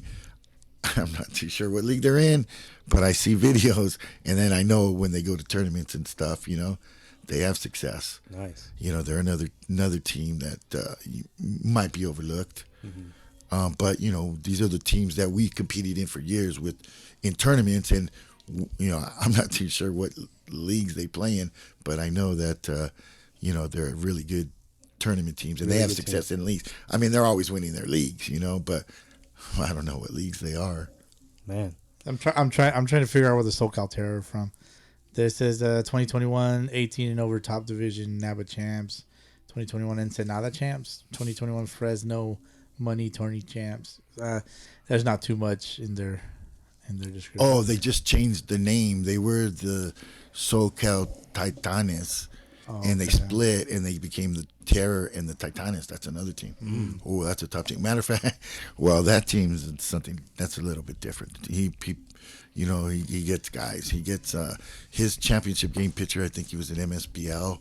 Championship game pitcher was Armando Galarraga. Oh, no way! And they won. They won that. Of course. So that's a different. But that's tournament MSBL. You know what I mean? Yeah. And you're open division, and he's out of this league long enough. How would you like to face Armando Galarraga? Yeah, one bad call away from a perfect game. Yeah, the imperfect game. Yeah, fucked it all. I remember one time we were running down some former major league players that have played in like adult league teams. Armando Galarraga was one of those guys, Roger Clemens was another one of those guys that's played adult league ball. Jose Canseco. Oh yeah. Dropping absolute bombs. In softball still, I seen a clip earlier this week. Is there anybody that you've coached or managed that came out there like, hey, I want to play with you? Oh, what do you mean? Is we were talking about off mic. Like a pro. Oh, like yeah, a former pro. I did. Yeah. Oil Can Boyd. Yeah. I got a call. Yeah, I got a call. And well, first of all, Buddy Mo says, hey, Oil Can wants to pitch for you at the World Series. And I'm thinking, sweet, this guy's must live in Arizona, He's just gonna drive over to the field and throw a game for me. 57-year-old Oil Can Boyd throwing in a 25 and over tournament, Yeah. And Oil Can Boyd to me, watching him pitch, I'm that age, and seeing him, being able to see him pitch back in the day, and then actually have him say he wants to pitch for me, it's like, wow, yeah, just had to buy him a flight, one ticket in, and and he got another ticket on the way home, and some cash for some beer and a place to stay. Came out and won game 1 of the, I think it was 2016 World Series. I also had at that same tournament, I had the Lionel DeShields on my roster. Senior. I still got it. Yeah. I still got his number. I saved his number. Nice. But he never showed up. He was coaching the Cincinnati Reds back at that time. Okay. And he was in town, because they're in Arizona, and he never made it out, But I had his number, and he was going to come out and play some 25 and over, Right. But it never panned out. But yeah, he's in my phone. I kept it because he was on my roster. You never know when you didn't need to dial whatever him I'm up. going to hit to dial him up, So yeah, Oil Can was the guy that I took to the tournament. Nice. Dennis Boyd. Mr. Can. Mr. Can. Yeah, how did you approach him? You're like, do I call you Mr. Can? Do I call you Mr. Can? Mr. Oil Can? Who do I call you? Did he tell you how he got that name? Yeah, he was drinking moonshine out of an oil can. in the bullpen. So There you go. oil can. That's awesome. Yeah. So you've mentioned that you recently retired from managing. Absolutely. Sundays. From Sunday ball. Yes. I guess talk to us about why it was necessary that you had to retire, and why you have how you had to break that news to your team. How did you feel about all that? Well, real quick, because no big, not for nothing, but I back in 2014 I was diagnosed with multiple myeloma. It's a bone marrow cancer, and it was smoldering. It's always been smoldering myeloma, so it's just smoldering. It's there. We got it. Well, in the last year, apparently there's been a little bit of movement, and so, talking with the oncologist, she thought maybe we should start some chemo. So in the last year, we started some chemo, and I had some side effects. I gained a bunch of weight, and no ankles, no knees. I was just like really bad side effects. And, it got to the point to where, man, before a game, I said, man, I got to go to the game tomorrow, It's like, and that's like the first time I've ever said that, about Sunday League. I doubted I want, going. It's like, I don't want to go tomorrow, It's like, shit, I got to get up. Sunday morning, I get up 6:30 because I live far, and I dedicate myself to getting there first, 8 o'clock. So I get up and I said, man, I don't want to go to this game, I went to the game. I drove all the way 45 minutes to Rialto, played the game. And it was like, didn't really matter to me. I'm sitting there thinking, I don't want to be here, So I left the game, went home and thought about it. And it's like, that's the first time I ever said I didn't want to be here. Because the best feeling in the world is stepping on that field, nice cut grass, why? When we go to those tournaments, it's just like, wow, stepping on that field, smelling the grass. It's just the best feeling, And that day, it didn't matter to me. So, I got home, and it's like, man, I got to figure out a way to, I got to figure out a really good text to tell these guys, So I text them, and I told them all, physically it was best for me, and when I first doubted going, I didn't want to go. That was the key. That was the key right there, and that has changed my mind. And it's like the first week I missed it. I was like, man, these fools better call me and update me every other inning. Shit, I didn't get no damn calls, dude. I got loud. All I got was a group text saying, "Well, 2 L's in a row." I was like, oh man, that ain't good. So they're like, when did you retire? don't blame it on that. No. Right? So that's when I decided, and I text everybody and let them know, you know what? I kind of lost the love. And physically it's best for me. And, it's time. The real thing that kept me going, I was chasing 10 championships. Damn, I swear to you, I was chasing 10. That'd be nice. And that's why I was like, I was 2-1 when I left this season. Something smells a little off right now. Yeah. So, like, what do you do with all those trophies, the championship? I give them to whoever wants them. They're huge. They are. They're like whoever wants them. I took one, and one time I had it in my garage on something, right? And I opened my garage. It hit it. Bam! Shit. It was like ever since then, Yeah. And while my wife took it out of the house and put it in my garage. So once that happened, it's like, well, I can't be bringing anything home because she's going to do the same thing with all of them, She did the same thing when we were in Santa Ana. All those trophies is like big old trophies, 6-foot trophy, taking pictures with those, It really is like, what do you do with this big ass 6-foot trophy? That's ridiculous. We'd rather have sweatshirts or, T-shirts, Yeah. Hey, but if the Royals take this one, it's got to go to your house. Oh, not me. No. You don't want it? No, my wife won't handle that. No, she won't go for that at all. All right. Yeah, she'll get rid of it. Yeah, I think it's Xavier's turn. This is his. Yeah, this is his turn. All right. Yeah. Yeah, man. He wanted the last one, but I think Ron took it. So you guys just rotate the trophy, like whoever yeah. wants it. Okay. So, but if you've already taken one home, you don't get to take another one. No, you can have as many as you want. If nobody shit. wants it. Yeah. Yeah, it's because it's a big ass trophy, man. Like. Yeah, I want a T-shirt that says "Champs."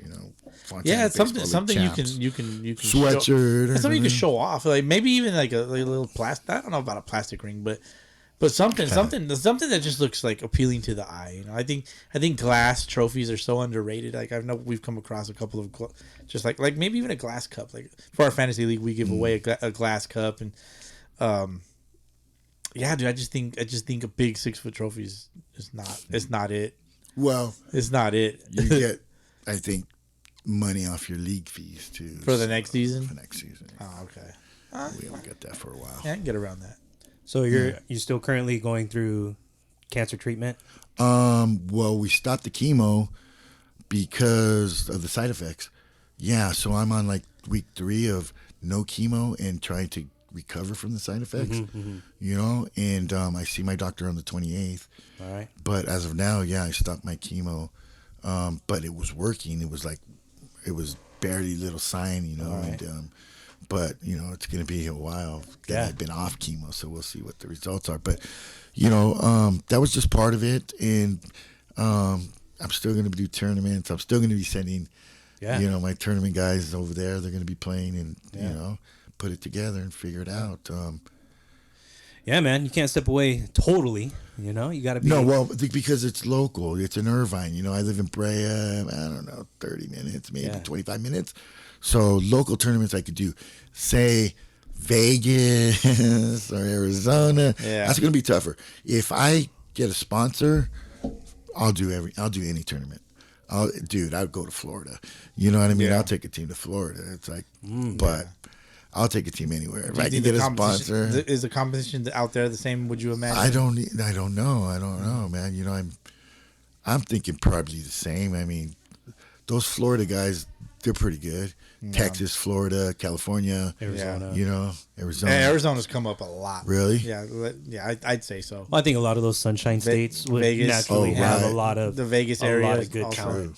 A lot of those sunshine states for sure. A lot of sunshine to play in. Why not? Yeah, you Right. get to Take play, advantage you of get to play year round. Right. I mean, you got the northeast teams. A lot of those leagues they don't play during the same times that we're playing out here. Colorado too. Yeah, Colorado. they literally have to play. wait for the spring to come around and they can have their baseball season. It trips me out. I'm just like, Right. like that's Like, to me. It's like, what? That's alien. Like what? Like, you mean you can't play baseball whenever you want? Pretty much, dude. I guess we're spoiled out here, Right? Yeah, I would say so.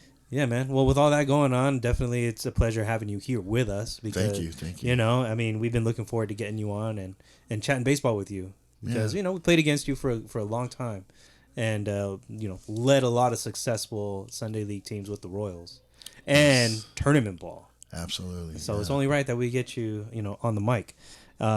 So before we send you off, we got a couple things. Yeah, we got some. We're gonna combine Ask a Coach and our Sound Off Sundays. Okay. You heard about our Sound Off Sundays, right? Sound Off Sunday, Boski will put out on our Instagram. Okay. For whoever wants that's to. right. Yeah, everybody gets you have an opportunity Yes. to chime in.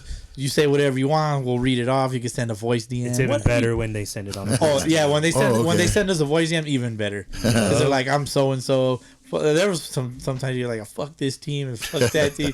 Hilarious. So we're just Sound Off Boski's gonna read these Sunday. off for you. You can just react as you go. Let's go. Yeah, definitely. So this one was in part of our the coach part. The Ask a Coach. Daniel De Cinco. That's Daniel De Santiago. Yeah. Okay. He says, can we bring back signs in Sunday League, steal, hit and run, bunt? Absolutely. Is that a jab at you? Yeah, we don't do signs. We just go out there and they know what to do. Go out there and fucking ball. What do you got? What do you got to figure out, dude? Get on base and score some runs. See that guy on second, hit him in. Pretty straightforward. Yeah, that's a good question because I mean, do it. Do it. It's just like, we haven't done it for years. It's just like the scorekeeper thing. I haven't done it for years. These guys should know what to do. But you talk in the batter's box or in the on deck circle. Hey, if this dude gets on, I want you to butt him over or something. Like second pitch, I'm going hit. Yeah, we're doing hit and run. Like talk shit to like those that. guys. So that doesn't happen a lot. So that would be great. I don't know how many teams are actually out there doing it. I don't think there's much, man. If I'm being honest, like, I don't want on a weekly basis, or maybe in playoffs. Like, I'm likely to forget the signs, if anything, because it's weekly. Next one, Daniel also wants for you to define your ace pitcher. Define your ace pitcher. Man, define my ace pitcher, or define your ace pitcher. That's his words. Define my ace pitcher. Well, see, I told you. What did I tell you about Daniel? I told you he's freaking dealing. You know, yeah, he's dealing. I mean, he gets a lot of outs. But my ace pitcher, I mean, this dude, Daniel gets a lot of outs, man. Yeah. Like I said, he can be an ace on anybody's team, but we got some guys. We got Milo and we got Julio. And we haven't even seen Cameron yet. But yeah, Daniel's top, dude. I mean, like I said, the Royals have pretty much the deepest pitching staff. I mean, but I would have to. As far as right now, Daniel is the ace right now. He shows up every game and gets them out. You know what I mean? He's righty or lefty? He's a righty. He's a righty. He gets them out. But yeah, Daniel could be an ace. Yeah, definitely. Perfect. Next one. This is from the sex god, the legend, John Lane. He said, from the sex god to the Bob. Yeah, he says, what do you do if a player gets hit, but instead of going to first base, he takes it like a bitch? Takes it what? He takes it like a bitch. Oh, I ignore him. You ignore him? We don't deal with that. No. Yeah. I mean, unless he charges, I don't know. He takes it like, well, what kind of question is that, John? Next one is from Milo himself. He said, which we kind of asked you earlier, or you talked about it, to the Bob father, how many more tournament wins to get into the NABA Hall of Fame? Oh, man, I wish there was an answer for that, Apparently, that's not what gets you in. Winning doesn't get you in. Nominations do. Nominations and support, and I've done the support. I can use a nomination. He's done it all already. But you know what? I mean, the rumor was 3, so I won 2 last year. We played in 3 last year, and we kind of messed up and didn't. It was a tiebreaker thing, and oh man, so we should have been in 3. Anyways, we won 2 out of the 3. I mean, who does that? Goes sign up for a tournament and wins it. People don't have any. And right. So we won 2. They told me 3, so I need 1 more, technically, but that's not going to happen. I'm going to win it and still not be in the Hall of Fame. That's just based off of what they told you. Yeah, right? The rumor was I needed 3, so I don't know, man. Yeah, you have the hardware which you knock over in your garage and break. Maybe if I don't know if I donated to the campaign. I don't know. That's perfect. We're gonna get into the sound off section. Patrick Gilly, he says, attention managers, FBL All-Star team for tournaments, team would be unstoppable. Wow, that's true. I would do it, man. I would do it. Is there anybody that you would handpick for this team? Handpick? There's a lot of people I would handpick for this team. This team would be legit. Yeah, the FBL's it's loaded with talent. I can win with them, with that for sure. And there's going to be some guys that unfortunately going to be left off. But depending on how serious they want to get, that team will win a tournament. I guarantee it. Definitely. Let me see. Daniel submitted a few more stuff on this part. He says the Bob Father, living legend. Throw some respect on that name. That's right. Oh, wow. That's right. Thank you. Nominate the man. The NABA. Bob Father. I don't know. Get used to it. The Bob Father. Yeah. Hey man, that's your legend, right? Wow. Yeah. And he also says thanks for coaching the Royals. Won't let you down, Bob Father. No, I don't think so. I don't think they will. You know what I mean? They're like I said, they're going to continuously improve. They know what that was one of the kind of the going away speech that I gave them. fix that core, continuously improving, by the end, you guys should be rolling, and let's see. Yeah. You got to put it together. It's got to be.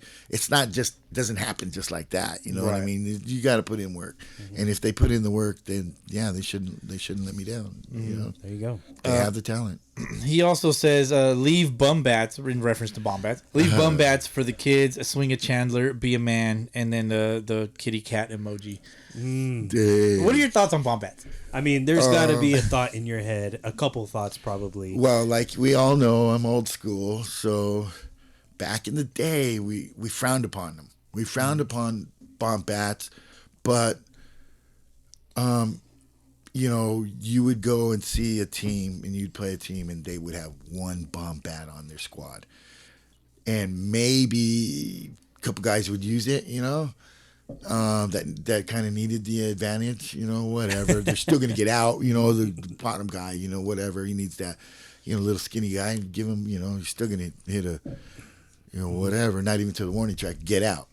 But to help him, because he's a little guy. He's not going to, but that was it. You have one bomb bat, and sometimes you shared it. I've never seen a whole team have a whole freaking rack of them, Yeah. And but if they're legal and they can afford them, shoot. I think it gives them an advantage, or why would they do it? Why would anybody buy a bomb bat to, unless it gave you an advantage? If it doesn't give you an advantage, then I have no problem. I mean, I don't have a problem with it anyway, because I'm not going to stop anybody from using a bomb bat. You know what I mean? Back in the day, it would be, he's got a bomb bat. That's Bush League, But I ain't gonna say that, because the times have changed. It's not the times have changed. I admire that you're with the times a little more. Well, what can you do? Yeah. What can you do? You know what I mean? That's what I tell the guys, like yelling at the umpire. Why are you going to yell at the umpire? You think that's going to help? You know what I mean? That'll never change. That's never, you know what I mean? Never change. So I've learned that, I've learned you don't need to yell at the umpire, because I learned how to talk to the Blues and actually give them a backhanded compliment, and they would accept it because the way I approached them, the way I take it. I basically said, you sucked, and you said, but you didn't get offended because, it was like I said it in a good way. You know what I mean? It was like, I tell you, I said, Blue, I never made a Blue I didn't like. You know what I mean? And that's God's honest truth. Until you screw up, and then I tell you, hey, you know what? Yeah. Now I don't like your ass. No. I never have a problem with the Blue, because you can't change it. You got to just go with the flow. He's calling that a ball. He's calling the ball a whole day. You can't say nothing. You know what I mean? Why are you gonna yell at the Blues? You play the game. Yeah. It doesn't. That strike help. zone's just gonna. It doesn't bigger. help. The Thunder baseball. They play in the Maywood League. Okay. The Maywood Baseball League. They just want to let everyone know that the Thunder is on the rise. All right. Okay. Yeah, so they want to they want to throw their hat in the conversation. I like that. Nice. Like you said, to make them legit, there's got to be a couple other teams to strengthen that league over there to where it's like, you know what, the Thunder are beating this team and that team, also. So and I think that league specifically, like Maywood. I want to say they have like a 5-team league. Oh, okay. Yeah, so they're up and coming, like they said. Yeah, the league itself is up and coming for sure. So, okay, cool. Next one, RJ the Faded. RJ, he wants to know, what's the hardest pitch to throw and what's the hardest pitch to hit? Well, I would say the hardest pitch to throw is strike one. Strike one? Strike one, yeah. Or 100-mile-per-hour fastball. You pick. What about hit? Okay, what about the hit? It's probably the same pitch. Well, I'm not a pitcher or a hitter, so what do you think? I tried to throw the other day. My grandson, he was, and there's no way, dude. It's like I'm injured or something. I couldn't even throw. What's going on over here? I'm all like, my son and my grandson are over there. I'm like, oh yeah, here, check this out. Oh my gosh! It's like, no way. I'm throwing it this way, but the ball's going that way. What's going on? Terrible. It was terrible. So yeah, I'm not a pitcher or a hitter. I've, as far as pitching or hitting, I mean, I can't hit or pitch. So I don't know what's the hardest. What's the hardest one to throw? Probably 100-mile-an-hour fastball. Hardest one to hit, a knuckleball. 100-mile-per-hour knuckleball? Oh, fuck that. That imagine, dude? Fuck 100-mile-per-hour knuckleball. That'd be insane. Hardest pitch to hit and throw. And catch. And see. And call a strike. Yeah. Forget about it. 100-mile-an-hour knuckleball. Fuck that. No, thank you. No thanks. I want nothing to do with it. You don't know where it's going. Next one, DH. This one's for you. From the San Diego Threshers. DH, how is number 3 below number 2 in your rankings when number 3 won a NABA World Series and plays in a tougher division? Well, I mean, tougher division. We'll have to see. We'll have to get these teams together one day and determine once and for all who is correct, DH or the Sunday League teams. Ooh. I love it. Save your monies. Save your Threshers, monies. Save your monies. We're going to make it happen. Let's do it. Next one. This one's from Ethan Manning. He says, much love to Bob. Me and all the Mets are sending prayers and thoughts your way, my guy. Hashtag Hall of Famer NABA. Oh. There it There's is. your There's guy. my boy right there. Your favorite Met. Yes, sir. A couple more from RJ. He says, what are y'all thoughts on the new umpire rule? No, not granting time unless necessary. That one's always kind of been around. That's what I kind of mentioned earlier. Well, I mean, we don't have problems with people not calling time. I mean, the Blue not giving time out. But is that in MLB? Is that what's going on? Yeah, I think it was Or in college? reference. It was in reference to that same pitch where the batter was asking for time, and the umpire just was not granting it. Well, so far in MLB, it hasn't happened yet because we haven't had any games. Oh. But in college, yeah, it looks like it's starting to be it might be a recurring theme where batter's going to call time maybe because the pitcher's taking too long. The umpire is probably not going to give it to you. But if you got something in your eye, you'll get time. Really? You got to, yeah. I think that's the way that it's going to Yeah, because from that specific clip, like the batter was like time. The umpire was like, nope, he just didn't flinch. And then the batter kind of like looks back at the umpire, and the pitcher goes into his windup at that point, but he throws a ball like a dummy. And so, it ends up being ball 4. And so it was just like damn, I'd never seen anything like that. Wow. Yeah, usually if the pitcher's taking a while and the hitter calls time, the umpire will grant it. Yeah. Yeah. In this case, And he was taking a while. He said time maybe 10 times. So there's going to be certain things he's going to call him for. You have to have a bug in your eye. I guess so, man. Yeah, make it seem like there's a legit problem. Wow. RJ also wants to know if there's any other rules that we agree with or think that are bullshit. They got away from the shift, but they still can do the shift. Did you see that? So now they bring the left fielder over to be like behind second base, playing the rover, and the third baseman has to cover third base and left field left field side. So they're daring you to hit that way, but the left fielder comes over, so they still have the shift. They just can't put the third baseman over there or the shortstop over there. And you have to have two infielders. Yes, but the left fielder can go play rover on the right. There you go. Baseball players will always find a way to cheat the system. Dude. Exactly. Wow. There's always a way, dude. Fucking bush leaguers. Fucking bush leaguers. Do you think it's bush league if them doing that kind of shit? I mean, if the rules allow them to do it, I don't think it's bush league. Learn how to freaking hit the other way. You know what I mean? Exactly. Oh, Bob. Exactly. Bob, dude, every time. Bunt it that way, hit it that way. Be a man. Go Oppo. Go Oppo, dude. Let me see. 19 Rob Dog 91 wants to know if there's a league in the high desert. I am not sure. No, there's no league right now. There was, but there isn't right now. So those guys are coming down here still. Oh, okay. I had no idea. I never even thought of the damn high desert. Yeah. It's an opportunity out there. Yeah, absolutely. I mean, there's people are moving up there, and they're, like with more people up there, there's a chance for more talent. Yeah, they didn't have somebody to run it. Actually, that was the problem. Yeah, that's the opportunity there. Let me see. I got the last one from Julio. He says, Bob's the Phil Jackson of the Sunday leagues. Let the ships talk. It'll get real quiet in here. Oh. Yes, sir. Yeah. That's why he talks about, I just post the scores because that's all that matters. That's all that matters. That's all that matters. That's all that matters. Yeah, man. Get them dubs. The Phil Jackson of the Sunday leagues. How do you feel about that? Well, I believe it. That's why. It's like, dude, you kind of have a physical resemblance too of Phil Jackson. A little bit. Yeah. I hope I have his mentality. I got a pretty smart guy. Yes, DH, I know who Phil Jackson is. Wow, very impressive. Go get yourself a genie bus now. Oh, I do have a little blondie. There you go. All right. There Who's you go. that? See, all right, now you lost me. Ah, okay, Who's Boski. that? Now he's lost. Now, yeah, who's that? I don't know who that is. Jeannie Buss? Yeah. That's the daughter of Dr. Jerry Buss. The owner. He was the owner, one-time owner of the ex-owner of the Lakers. Lakers? Yeah, Okay. yeah. During Showtime. Got it. Oh, And okay, even, that- I think, during like the Kobe days and whatnot.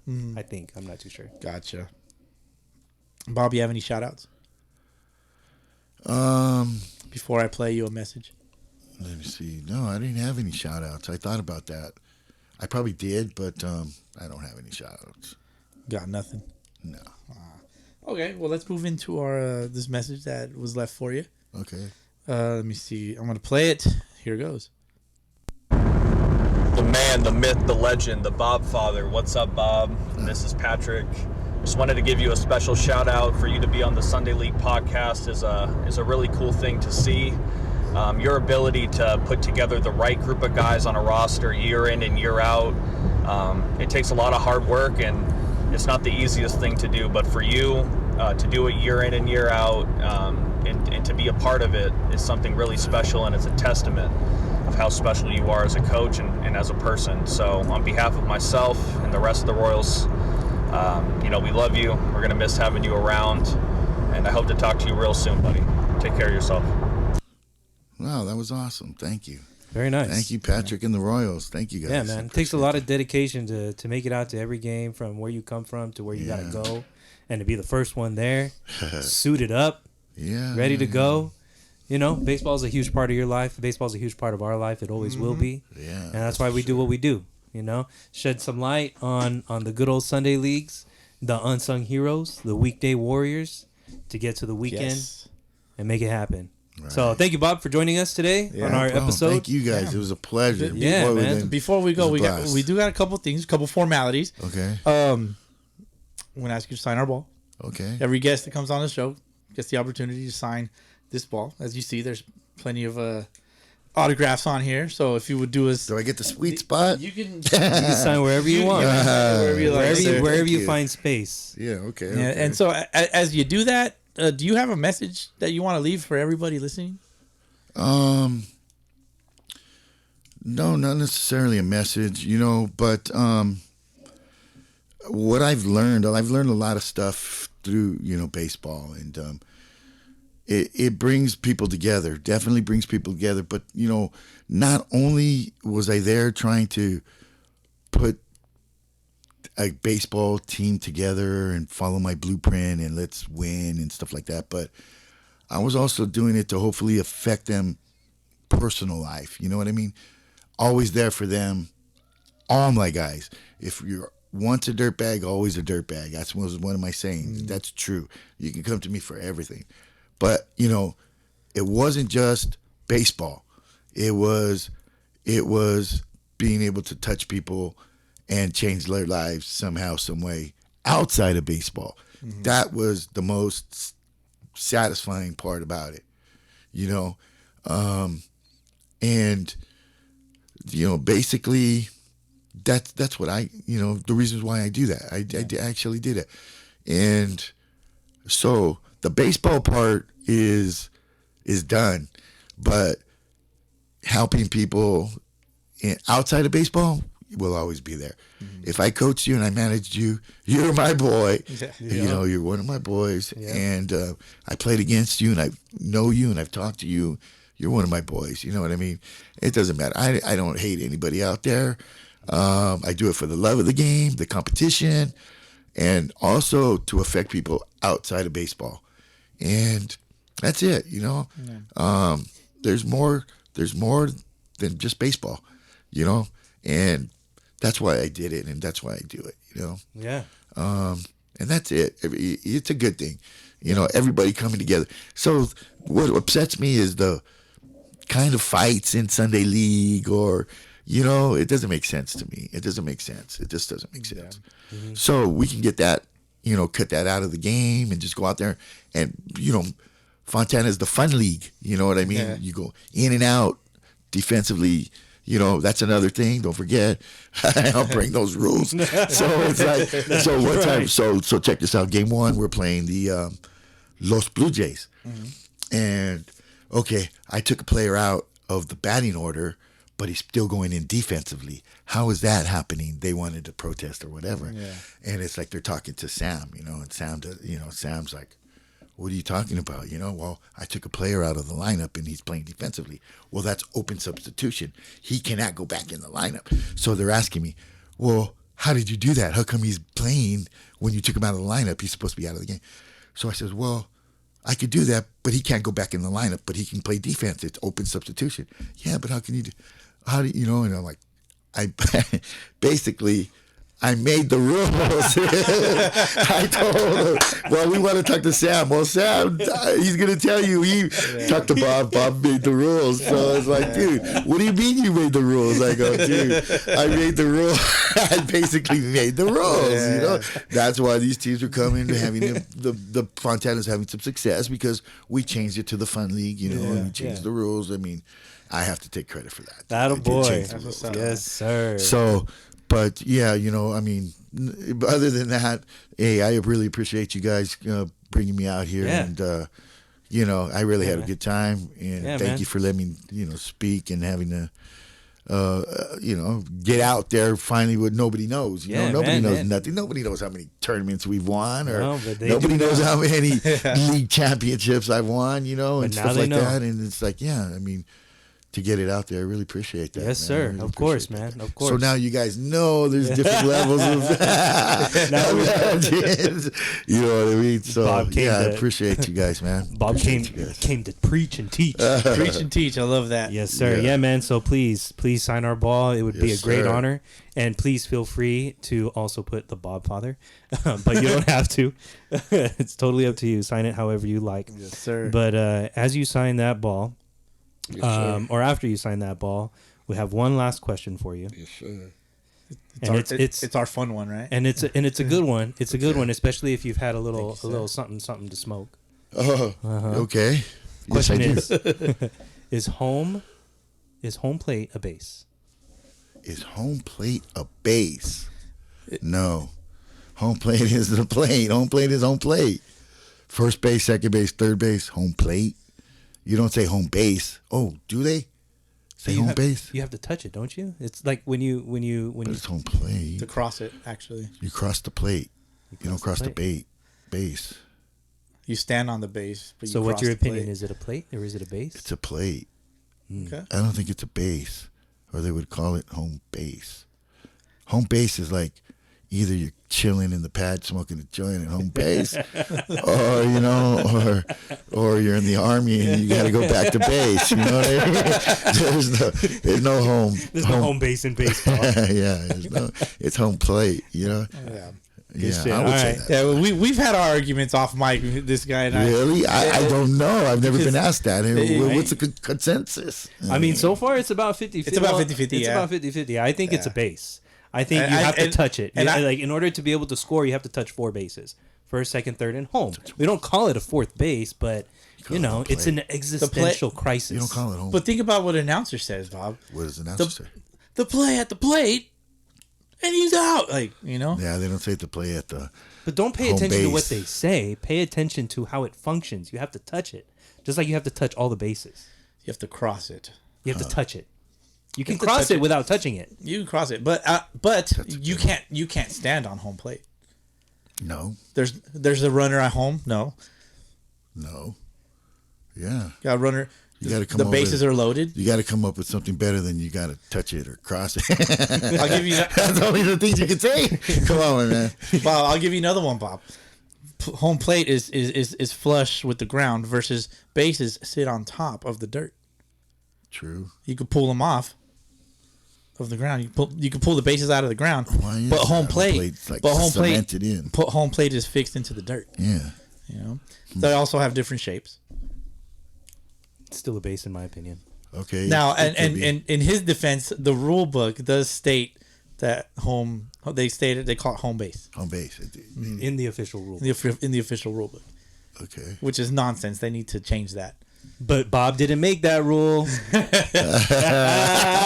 I love that. I love that. Yeah, Bob, thank you so much again for coming through. Thank you for giving us your No time, problem, man. And of course your knowledge and your experience with the game. Thank you. Second to none, my friend. Second to none. It's been a pleasure. Always Yeah. number A one. true legend for sure. Thank Indeed. you. But I hope you brought your umpire fees today. Oh, $5? Oh man, $5. You ain't right.